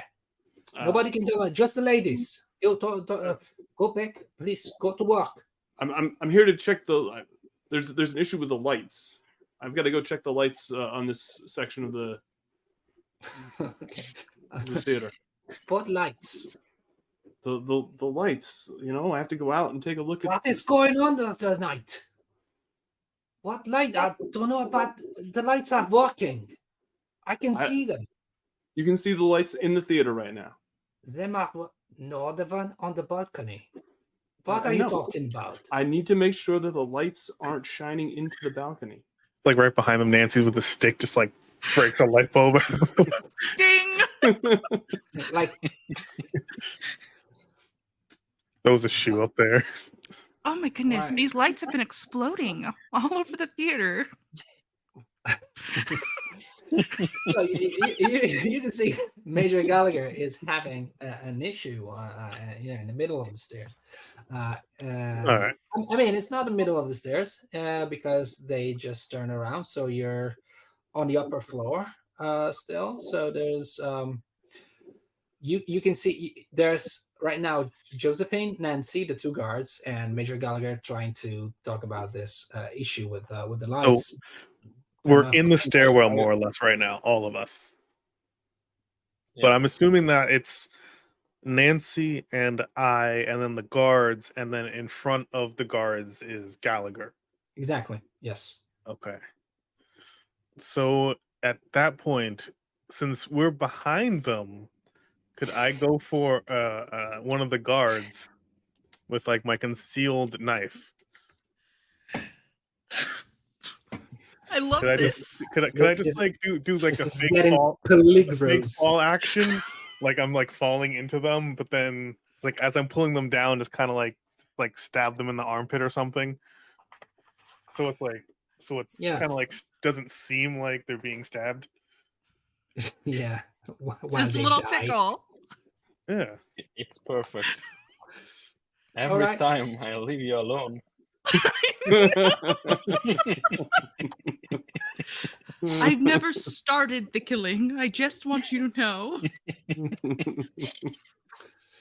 Well, we have to get Gallagher up there. It's in the name. It's Assassin's Creed. Mhm. I mean, it just These are the playing by the parts in rule. the game where I would reload a save. I'd just back up a little bit. You just commit. You just full Okay. send. Full send. Let's go. I mean, my stealth is snagged, so this may end badly, but we'll see. It's okay. It'll be fine. All right. So should I make a stealth roll for that? Yes. Yes. Okay. Max All right. sounded tired. It did. All I'm just right. worried. I'm just Let's- worried too. Let's see. Okay. Okay. Since it is a concealed knife, and it is a Yeah. which lets me count a creed. I have one match in a creed, so I got Yeah. the 2 I needed, Yes. and I got no abstergo. Oh, cool. So Yes. no snag. No Yes. setback. All right. So Nice. against all odds, Josephine stabs, although it doesn't look like she's stabbing.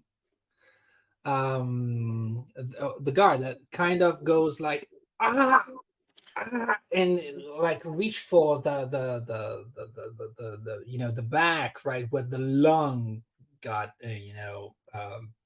pierced, and it's like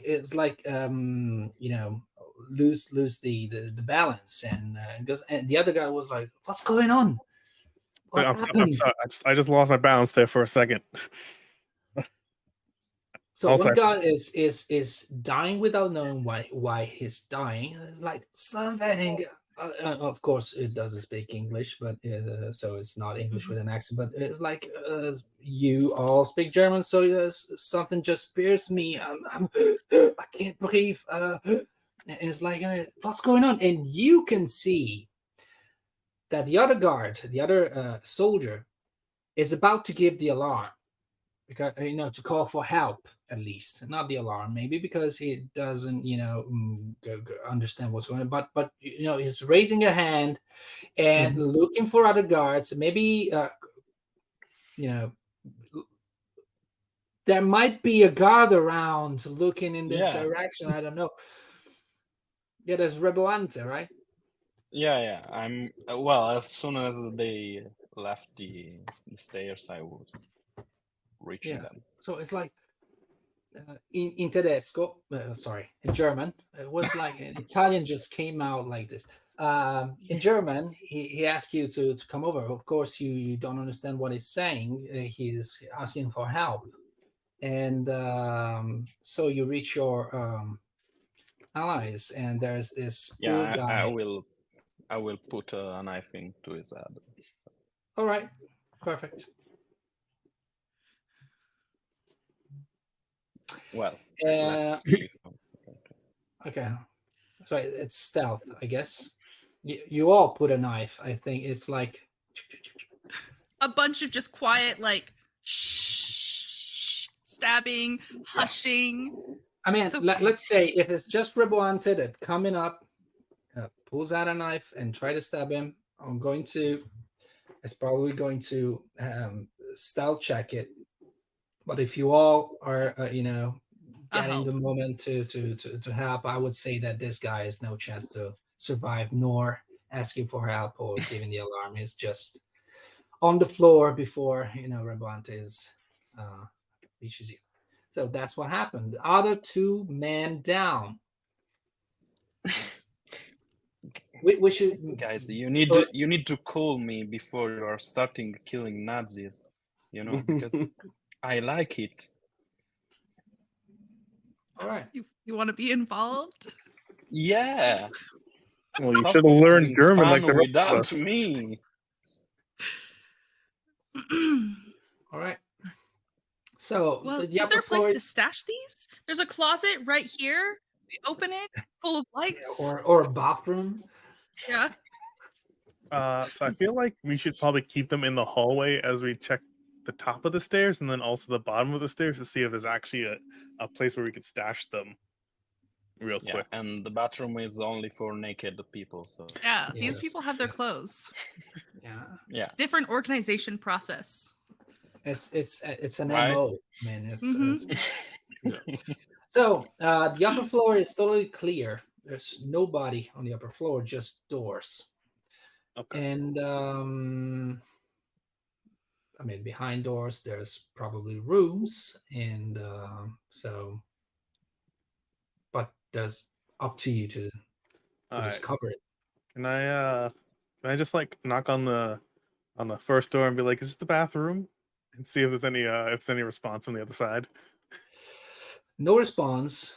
And if you open it, it's not a bathroom. It's it's probably was an old office. Of course, this theater is now occupied by probably Germans. So people who might have run the theater up until now has been Okay.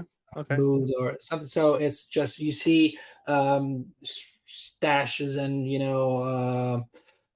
maybe furnitures with covered with clothes and a perfect place to hide bodies. Yes. Okay. So here's what we need to do. I go back to them and I tell them that there's an empty room that we could put the bodies in. I'd say check the guys for keys. If they have any keys on them.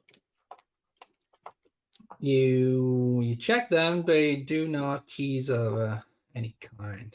No keys. No keys. We'll haul them away and pull a sheet over their bodies. Yeah, and then just throw them in the room. Is there? You said there's more doors around. Yeah. There's a few. Yeah. Well, they were guarding something, so maybe. Maybe you should stand over by the stairs and make sure that nobody comes up. Yeah. Take their post.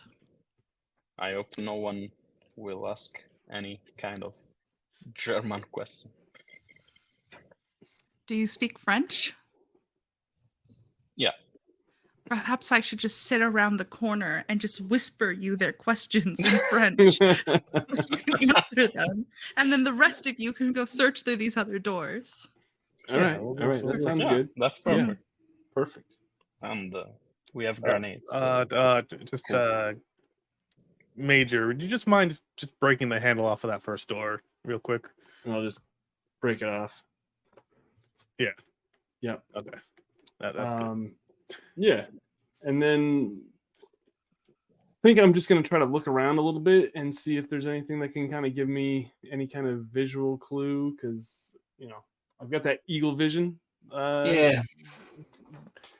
ability. So let's try to get that in and kind of take a look around. Yeah, for those who might not be familiar with the games, Eagle Vision is an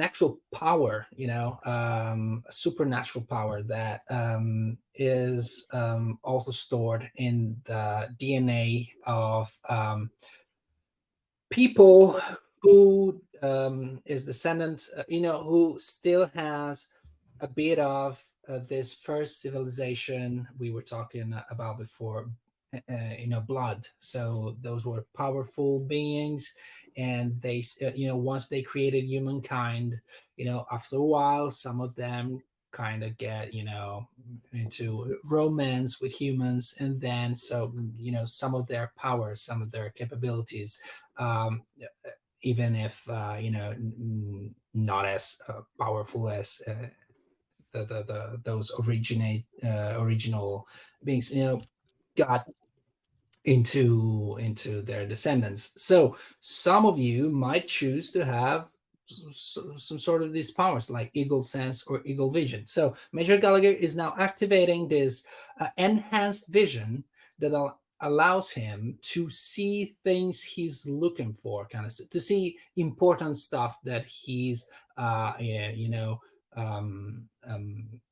to find, trying to do. So the first two things that you see, the first first of all, you can see now very clearly all the Nazi guards that are in the main hall. So you can see them like they're like lighting up by a sort of a red light or something like that. So you can see their figures standing out, and then you can see another one that you immediately recognize as Willem Schmidt, and he is in the main hall at a huge table with lots of people around. And he's talking, he's chatting, he's having a good time, but since you also know that those two soldiers were guarding something, you try to focus on the doors, and you see one of them kind of attracting you. So the last door on this upper floor balcony is kind of luminescent to you, and it tells you that something that you might looking for might be right behind that. I will say, Josephine, let's check this door out and take a look behind it. I've got a feeling about this one. All right. Is the door locked? The door is locked, of course. Of course, the door is locked. And it writes like manager office, so it was probably the theater manager office once.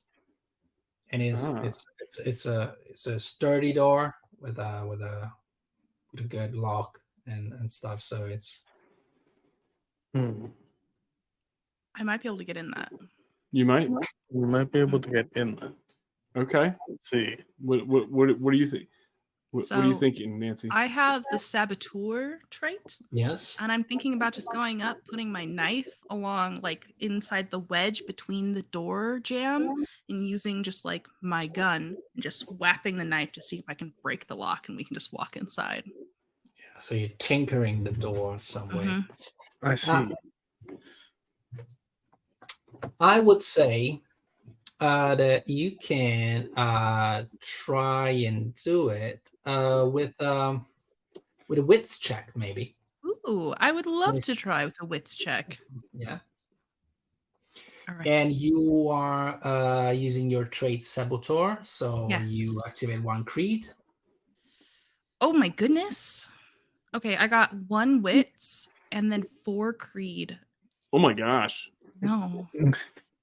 So you, of course, you have two that you need, and then you have 2 more that get you a free raise. So you can choose. Not only you can open the door by using the tools that you mentioned, but you can if something comes to mind that you want to add to the scene, something that you can you or your companions can benefit from. Ooh. Uh, All right. you can take a moment to think about it. I'm gonna if take you a want. moment. What do we see in Yeah. here first off? Yeah, when you open it, there's a light that on a desk.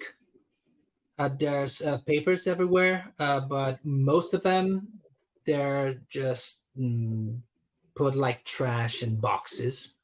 Okay. Probably stuff of the theater or something. But you can see docs and with German written and Nazi insignia, but also Templars insignia. So it's probably the office that Wilhelmschmidt took when moving to Paris, and from which he might be operating for the research of the artifact that you're looking forward to. There's also on the side of the desk a safe. Perfect. And my thing that I'm gonna activate here, my raise, is actually there is a note that was left on one of the boxes that has the combination to that safe. Of course, because Because somebody wrote it down and they dropped it, and it was like it fell a little bit. They're like, somebody with terrible memory. So convenient. Perfect. Yes. Yes, that's what. I mean, we all go around with the code of the credit card at the beginning, just not to forget it. So why not? Why not? It's a code, but it's actually written in Italian, so none of us understand it. Yeah. Yeah, in words, numbers in words. Yes. Yeah, exactly. All right, so you have the combination. You just look around and get, oh, look. Perfect. And it just looks like combination. I'm sure it's a spinner. I was going to say, is that a digital keypad? I don't think they have digital locks I'm at sorry. this point in time. My millennial brain took over. Yeah. So you go to the site, you open it, of course, because the Nazi guy was so stupid, and you can find inside of it documents that you can just go through for a brief moment, and you understand that's exactly what you were looking for. That's the intel you were sent here to retrieve, and it's talking about this piece of Eden. I mean, the Templars have kind of kidnapped a French professor of history of the University of Paris, who was studying some strange stuff inside of a church, an abbey, in the north of France, in Saint-Omer. This Saint-Bertin Abbey, inside of which this professor had found, strange stuff. There's some pictures of a geometrical object you don't really recognize while looking at the picture, but it's saying that it's probably an artifact of the first civilization, so a piece of Eden. And so they kidnapped the professor, and they are moving to the north of France in Saint-Omer with the right superior of Wilhelm Schmidt, who is Sturmbannführer Müller, is guiding a platoon of Nazi Templars to reach the abbey. So you now just achieved the second key objective. So you gain one more step on the sync level, And you are just 85, right? So you can unlock the third skill of your choice, and as well as gaining a new extra die that you can use. Still, you have to get rid of Obersturmführer Schmidt, who's spotting downstairs. And correct me if I'm wrong, Gallagher knows where he is from his eagle vision exactly. Yes. Exactly. Yes. Does this seem like a problem several grenades could handle? At the cost of having civilian dead. Oh, that's not okay. That's against no. the creed. That is against. That is true. That's against the creed. Yes.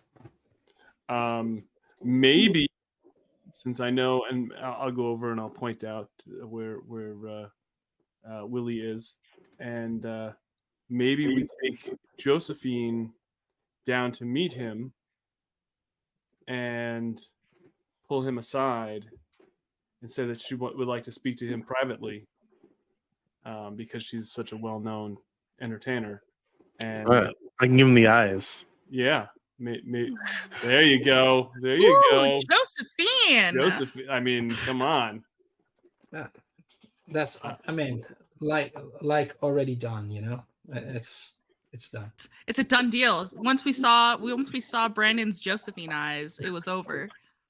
Yeah, I'm not even making him roll in a social approach at this point. Sashay on in, Josephine. This signature item right there.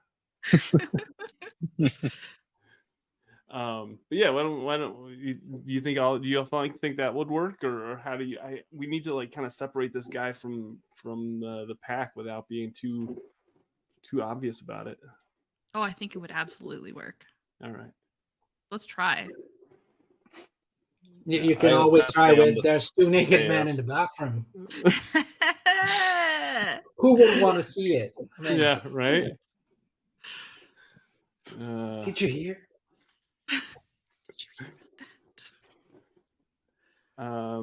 Yeah, let's maybe I don't know. What do you tell me what y'all want to do?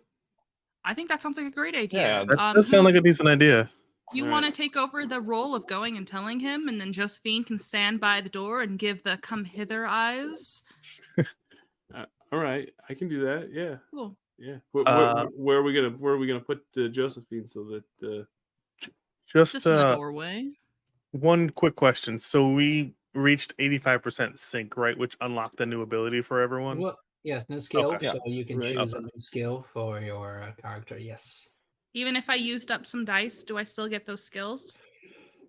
Yes, they're not related. If you use the dice, skills still remain active. Okay. In fact, dice just go on the Abstergo side if you click on them on the app, or if you have them placed on the character sheet, you just move it from the creed symbol on the Abstergo symbol. Even because one thing that I didn't mention is that you have another cool thing. You have two other features in the character sheet. You have the hindrance and you have the quote.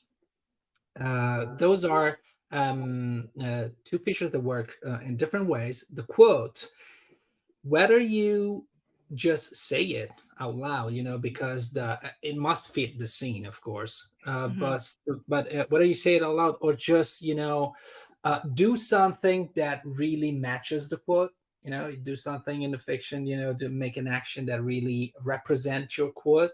You can recover one of the expended extra dice. So you just flip it back on the creed side and you get it back.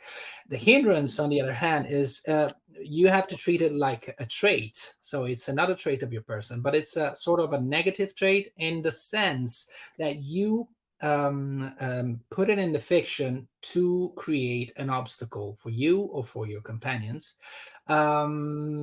So what's the point of this? It's just role-playing your characters just a little bit more, even if it has a cost in that.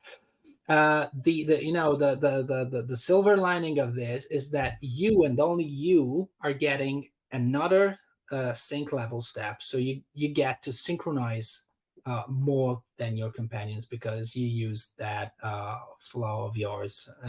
It's not even a flaw because it's just a trait that you use to provoke, to trigger an hindrance in the scene. So it makes the characters a little more complicated, and I love it. It gives them more dimension. It's very Absolutely. clever. I like it a lot. Yeah, in playtests we've seen things go really bad due to hindrances, but it changes the scene. It's like setbacks. When you roll those upstairs go, of course it's bad because something bad is going to happen, but it gets to just changing the scene and then dealing with it, and anything can happen in the game, whether it's from a dice roll or a hindrance from one of the characters. So choose your new skill, get another die, and let's see how it goes with Obersturmführer. Okay. I'm sweating. Should I just go down to the crowd and approach him and just kind of sir, and then point over Josephine's way? He's in the crowd, so right. That stairwell is still technically empty. That stairwell and that section where we were at was still technically empty, except for Rabante. Rabante's guarding it. He's guarding our escape. I might hang out close to Rabante just so that we have like a little bit of backup there if necessary, and then trust you two to go bring him here. Yeah, as long as we can get him to come upstairs, then we should be okay. All right. Yeah, I'll go over to him and kind of approach him and be like, sir, one of the major entertainers would like to meet you in private if that's okay. And I'll just kind of point over to Josephine, who's standing off to the side. Oh, and he just goes forward to take a look at the girl and says, and who is she? That's Miss Josephine. She's one of the most well-known entertainers that has come through these doors. Interesting. Why nobody told me about the woman, the lady? Let her come here. I kind of. She can sit right at the stable and have a real fun. I think, sir, she would like to meet somewhere a little more private, if you know what I mean. As he says that, I turn slowly and then just start to make my way towards going up the stairs. Okay. He looks at Josephine going up the stairs, and Major Gallagher, you can see that if in the beginning he was starting to look very interested when you talk about, if you know what I mean. Mm-hmm. But then you can see his face kind of changing. I mean, because, and he's looking at her going for the stairs, and you can see Schmidt looking at the stairs now. And if you follow his his sight, you can see that he's pointing right at where those two guards were supposed to be staying, and there's no two guards right now staying there. Yes, so there's one guard though. Yeah. All right, one guard, and he's like, interesting. He starts, standing up, taking a look, somewhere else. Then, like he's looking for somebody or someone. I'm gonna kind of notice that, and I'll be like, oh, but look at how beautiful Miss Josephine is tonight. Oh my God, look at the beautiful gown that she's wearing, and like all I can see is like, kind of her swaying up on the, I'm Yeah, trying to like, distract him a little bit more. Can I talk to him and be like, oh, the other guard that was there, he's already upstairs. We wanted to make sure that it's safe up there so that we can spend some time. Oh, that guard. Will listen to me after we're done with this. You could talk to him about leaving his post after. Yeah, that's not how it works, I'm afraid. But still, I'm interested in knowing you a bit, and he takes your hand and do like the kissing with no kissing, very elegantly. Mm-hmm. And he's like, all right, so you, and he points at Major Gallagher, and is like, did you bring some wine or something? Oh, I can go get Are some. you empty-handed? I'll be right with you. So, Is this the way you treat your women in France? I'm sorry, sir. I will be glad to go get you some. But this country will be very much better from now on. I can guarantee you, lady. Your wine is good, but if it's not taken to you, what is the purpose? Please go. And then he starts following Josephine to the stairs. But when he gets to the stairs, once again, he looks at Reboante. And he's kind of confused. At the point, I'm not speaking, so I just do this. Yes, that's the only thing that we can do in 2023 with the hand. Yeah, well, but I'm doing it in the game too. In the game. You see him like strengthen up his stance too, like straighten his feet and stuff as he does that. And in German, he speaks to you asking something. Okay. Something because you don't understand. Of course, the other guys know that he has. Where is the other guy? Where is the other soldier? I told you to not move from this position for no reason, and he's angry.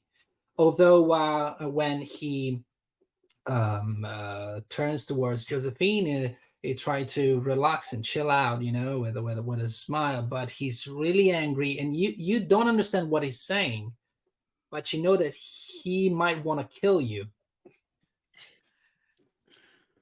No, it's fine. The other guy is upstairs. Don't have to worry. He just made sure that there's no one else up there so we can have some alone time. Certainly. So, what is your name, soldier? Of course that soldier has a name. Isn't right? He knows his in name. In French, there's this whisper down the hall. He wants to know your name.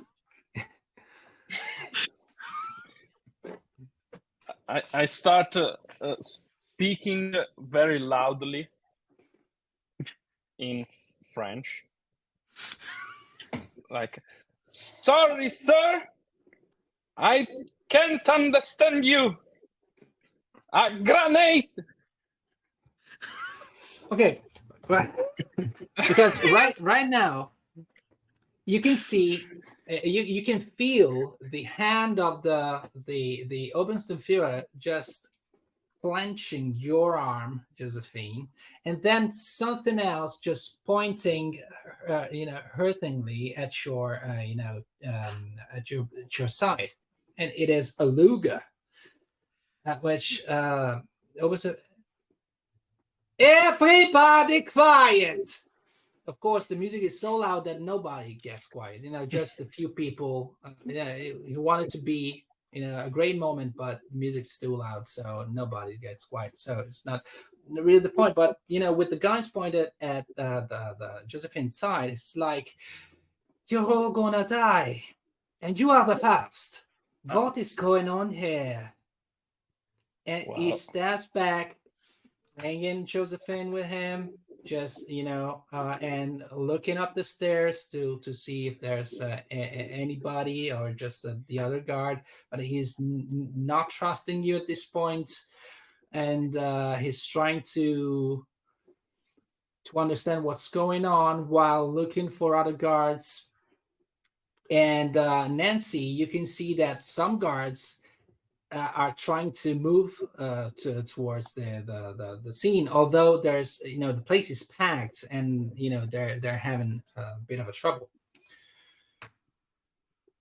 Oh no. Okay. Are there doors separating where he is from where the crowd is? No, you're just at the bottom of the stairs. There's the let's say the opening on the lobby, and then there's the main hall, and on the other side of the opening, there's the other stairs. He's at this point he's screaming in German, "Gods, soldiers," or something like that. He's trying to get the attention of his Wehrmacht soldiers. Can I find like a bottle of wine, since he shooed me away to get some wine? Yeah. Can I like find like a I figure I didn't go all that far, but like I find like a bottle of wine on the table. And or like, on the plate. You steal a tray from someone. Yeah, I take a tray of wine, and then I just like, oh, by the way, I got your wine, and I throw the bottle of wine at his head. That's Josephine, you're gonna get shot again. For sure. For sure. For sure. Well, I love it. It's no more Mexican standoff. So. Yeah, no more. It lasted for about 2 seconds, and then the bottle flies. All right, so I would say just to give me an action check, because Josephine is right behind. They're very close, and then it's a bottle, and there's people. I only needed to hit one, but I got 2 on that check. Okay, so you didn't call for a raise before, so no. you could have. So it's not you don't get a free raise. Still, you managed to hit on the head Oberstufenführer Schmidt, who kind of lose balance. A gunshot goes out, but do not hurt Miss Josephine, luckily enough. But at this point, everybody, near enough, almost at least half the main hall heard the gunshot. So people start screaming, and there's a moments of silence, and then people start screaming, and guards yelling the alarm. And what else is going on here? Tell me. I'm started shooting. He is of course dazed by the bottle of wine on the head. It was a huge shot. He's not dead though. So okay, I'm shooting at the ceilings. At the ceilings. Yeah, to let people run really fast away. All right, perfect. That's good. That will give you time. Buy you time. Yes. I feel like we should head up the stairs now. Now would probably be the time for that. We'll be cornered at the stairs. Unfortunately. Of course, one thing I didn't mention, but rooms upstairs had windows. Okay. So. We can always jump out a window. There's always a cart of hay nearby. Fire escapes also. Oh, right. We did see fire escapes when we were outside. I think that because Nancy is ruthless and she has the papers and chaos is breaking out, she's going to prioritize getting the papers out of there in case we all get killed.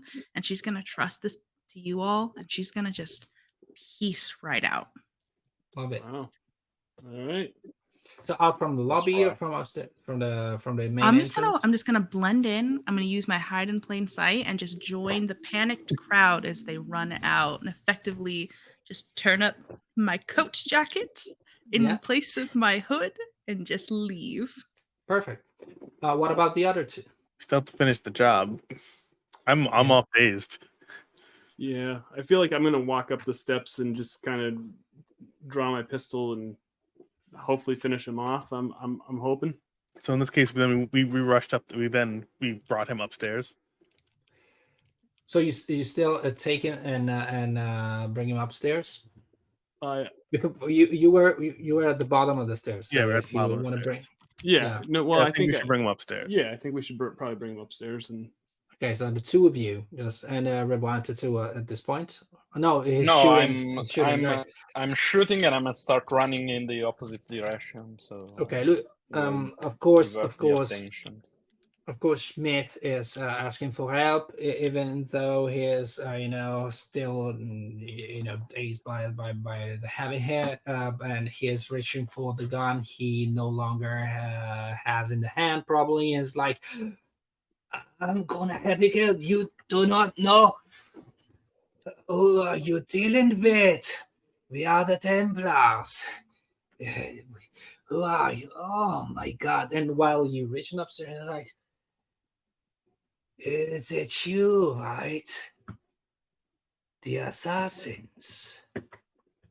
Oh, you will die like rats. You will all die like rats.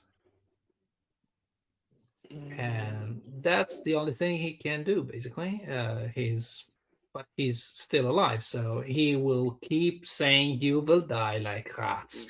yeah, and all right, so we should probably barricade the stairs. It's probably a good idea. So can we just like open up one of the rooms that are there and like that has stuff in it, like chairs, and then just like throw them into the stairway? The first one was the first door that you opened before. We broke the handle on that one so that people can't go into there to find the dead bodies, but there were other doors in there. Can we check the second one? Is the second one like also open? So it's a bathroom. Oh, the second one actually is a bathroom. Okay, that's convenient. It's not really helpful. Y'all should just kill him and then hop out a window. Yeah, I think that's kind of what we should do. Yeah, who wants? Do you want me to do it, or do you want to do it, Josephine? Go for it. Go for it. I'm just gonna just look for the window in the bathroom, and then just escape onto the fire escape and leave you to deal with it. Okay. Yeah, I feel like while it had to be you. It had to absolutely, be you. Absolutely. I mean, come on. My spy self-preservation means I should just get out of there. I feel like since he's dazed and everything, I feel like I want to come up behind him and just kind of, take his jaw and just like kind of crack his neck and then hop on out. You do it. I don't want you to roll anything. It's all too easy for you. But the moment you take his life with your bare hands, you can hear a sound that too good. It's like a sound that you heard tons of times, and is the pin of a grenade that the Obernsturmführer has in the hands. And even though he's already dead, he's staring at you like you will die like that. And you have to make me a reaction check because the bomb is exploding, of course. And you also, while doing it, you also have to tell me whether you jump off the balcony, you go into a room. So you tell me whatever you do to I feel like I get away from the explosion. Yeah, I hear that, and I just immediately dive towards the balcony to try to get out of there to avoid as much of the blast as possible. And yeah, I think that's what I'm gonna try to do. So would it be an action check? Would you say? Yeah, let's do an action check. Yeah, because I think is there anything you can use, like your vigor, maybe Green Beret training? Yeah, maybe we'll try maybe my. What's your quote? It says, "I'm going to kill you with my teacup." So I feel like I did that without a teacup. So it was not a restaurant, unfortunately. Yeah, no, unfortunately there was. But you used the bottle. I mean, that's close. kind of close. still living the a bottle of creed. wine is the French teacup. So There you go. There you go. Yeah, I feel like my Green Beret training kind of probably would help me in this situation. So yeah, but I would say also the bigger. I mean, you were jumping out of a balcony from a height, and so okay. You can use both, right? yes, both, and even both signature gear at the same time. So you can activate up to 4 creed. Of course, it had to be consistent with the description. So yes. So I got 2. I did not get any of the action dice, but I got 2 of the creed symbol dice. Right. So you managed to do it with your Green Beret training and the vigor that allows you to not die or break your neck with the jump. So you fall right in the middle of people who's like running around looking for fire doors to get out of the place. The bomb, of course, made lots of damage. The 3 of you. You can hear the bomb exploding, and Josephine, probably the fire escape route is all trembling and shaking, and none of you knows if Major Gallagher has managed to get out of there alive. But that's something that you will discover later on at probably the point in which each of one of you knew to be, the point of how you call it, to the point where you had to meet again after the mission, rendezvous. the rendezvous, if divided, and so of course Major Gallagher is a bit dusty Singed. and stuff, and but you all managed to escape the theater. Of course, the German soldiers are going crazy all around the city to look for the assassins, but you're safe and sound. You are in possession of the informations that you needed, and the bad guy is dead. So this is a successful mission for the assassins of the World War II time frame. And this was one way to play the session included in the quick start. Max says that's one way, not the best way, but it's one way. I never thought it would go this way, but it certainly did. The events happened. Yeah. No, believe me, the beauty of this way of playing with this fiction, very driving the gameplay, is that we play tested this adventure I don't even know how many times now, and there's probably just 2 out of 15 sessions that went the same way, because it depends on the characters you choose, the skills that you choose, the creativity and the ideas and the plans of the players. So it's a mix of things that can really take the session wherever the imagination allows. Very nice. So yeah, I'm going to tell folks that if you're interested in recreating your own sessions, check out the pre-order in the comments below. Is there anything we've talked about? A core rulebook, Yes. dice and cards, and of course the app. Is there anything else that you've got available with this pre-order? Is there anything else that people can snag? We already mentioned there will be 3 books. The core book, which is called the Animus Handbook. Then there is the campaign book, which is called Forging History, and it includes 3 pre-written campaigns.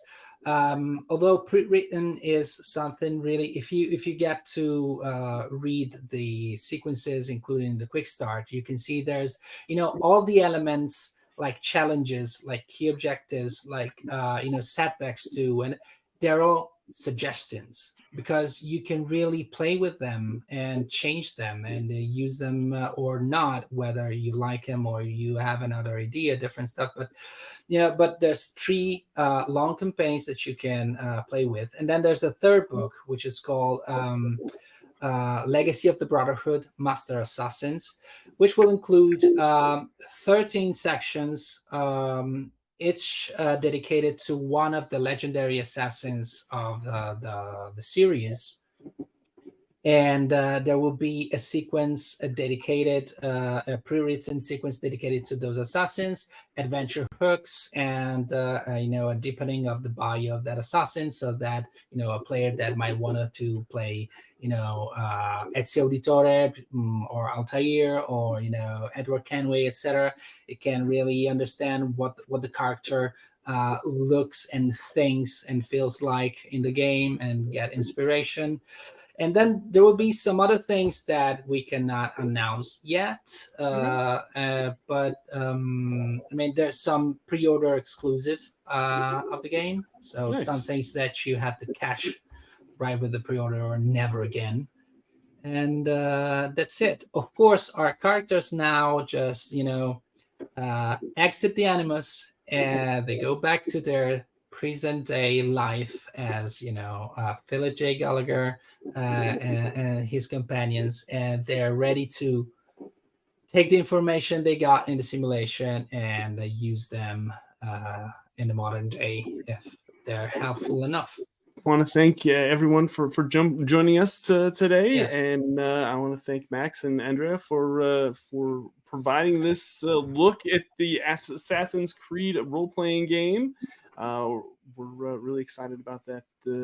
And I know I Thank you. kind of covered it when it was announced, so it's really neat to kind of see it just finally in its pretty much finished form. Is you're thinking that the pre-order will probably come out for next year? You think that's kind of the launch? Is that I think that's the plan, because there's a production stuff that has been dealt with. It's lots of products, etc. But I'm pretty positive that PDFs will be provided before the delivery of the physical products, so that people will be able to start playing with the game, since the app will be covering all the physical stuff that you would need to play it with the PDFs. You will be able to start getting into it, and so I hope it to be the fastest as possible. By the way, thank you so much. You're always the first person I think of when I have to actual play a game. And these guys you brought here today, already play with them in the past. You're always good guys. I really love your gameplay style. Thank you. I think that if this is going to work, is also thanks to you and this showcasing. Well, thank you so much, and thank you again to M and to Brandon for joining us and being a part of this actual play. And if you pre-ordered it or downloaded the Quick Start and gave it a look, let me know your thoughts in the comments. And we're really excited to showcase this for Max and Andrea and for CMON and Ubisoft. Thank you so much for this opportunity. That's going to do it for this session. I want to thank everyone that has made it all the way to this point. Thank you so much. Remember, winning shouldn't be the only victory condition when you get to the table.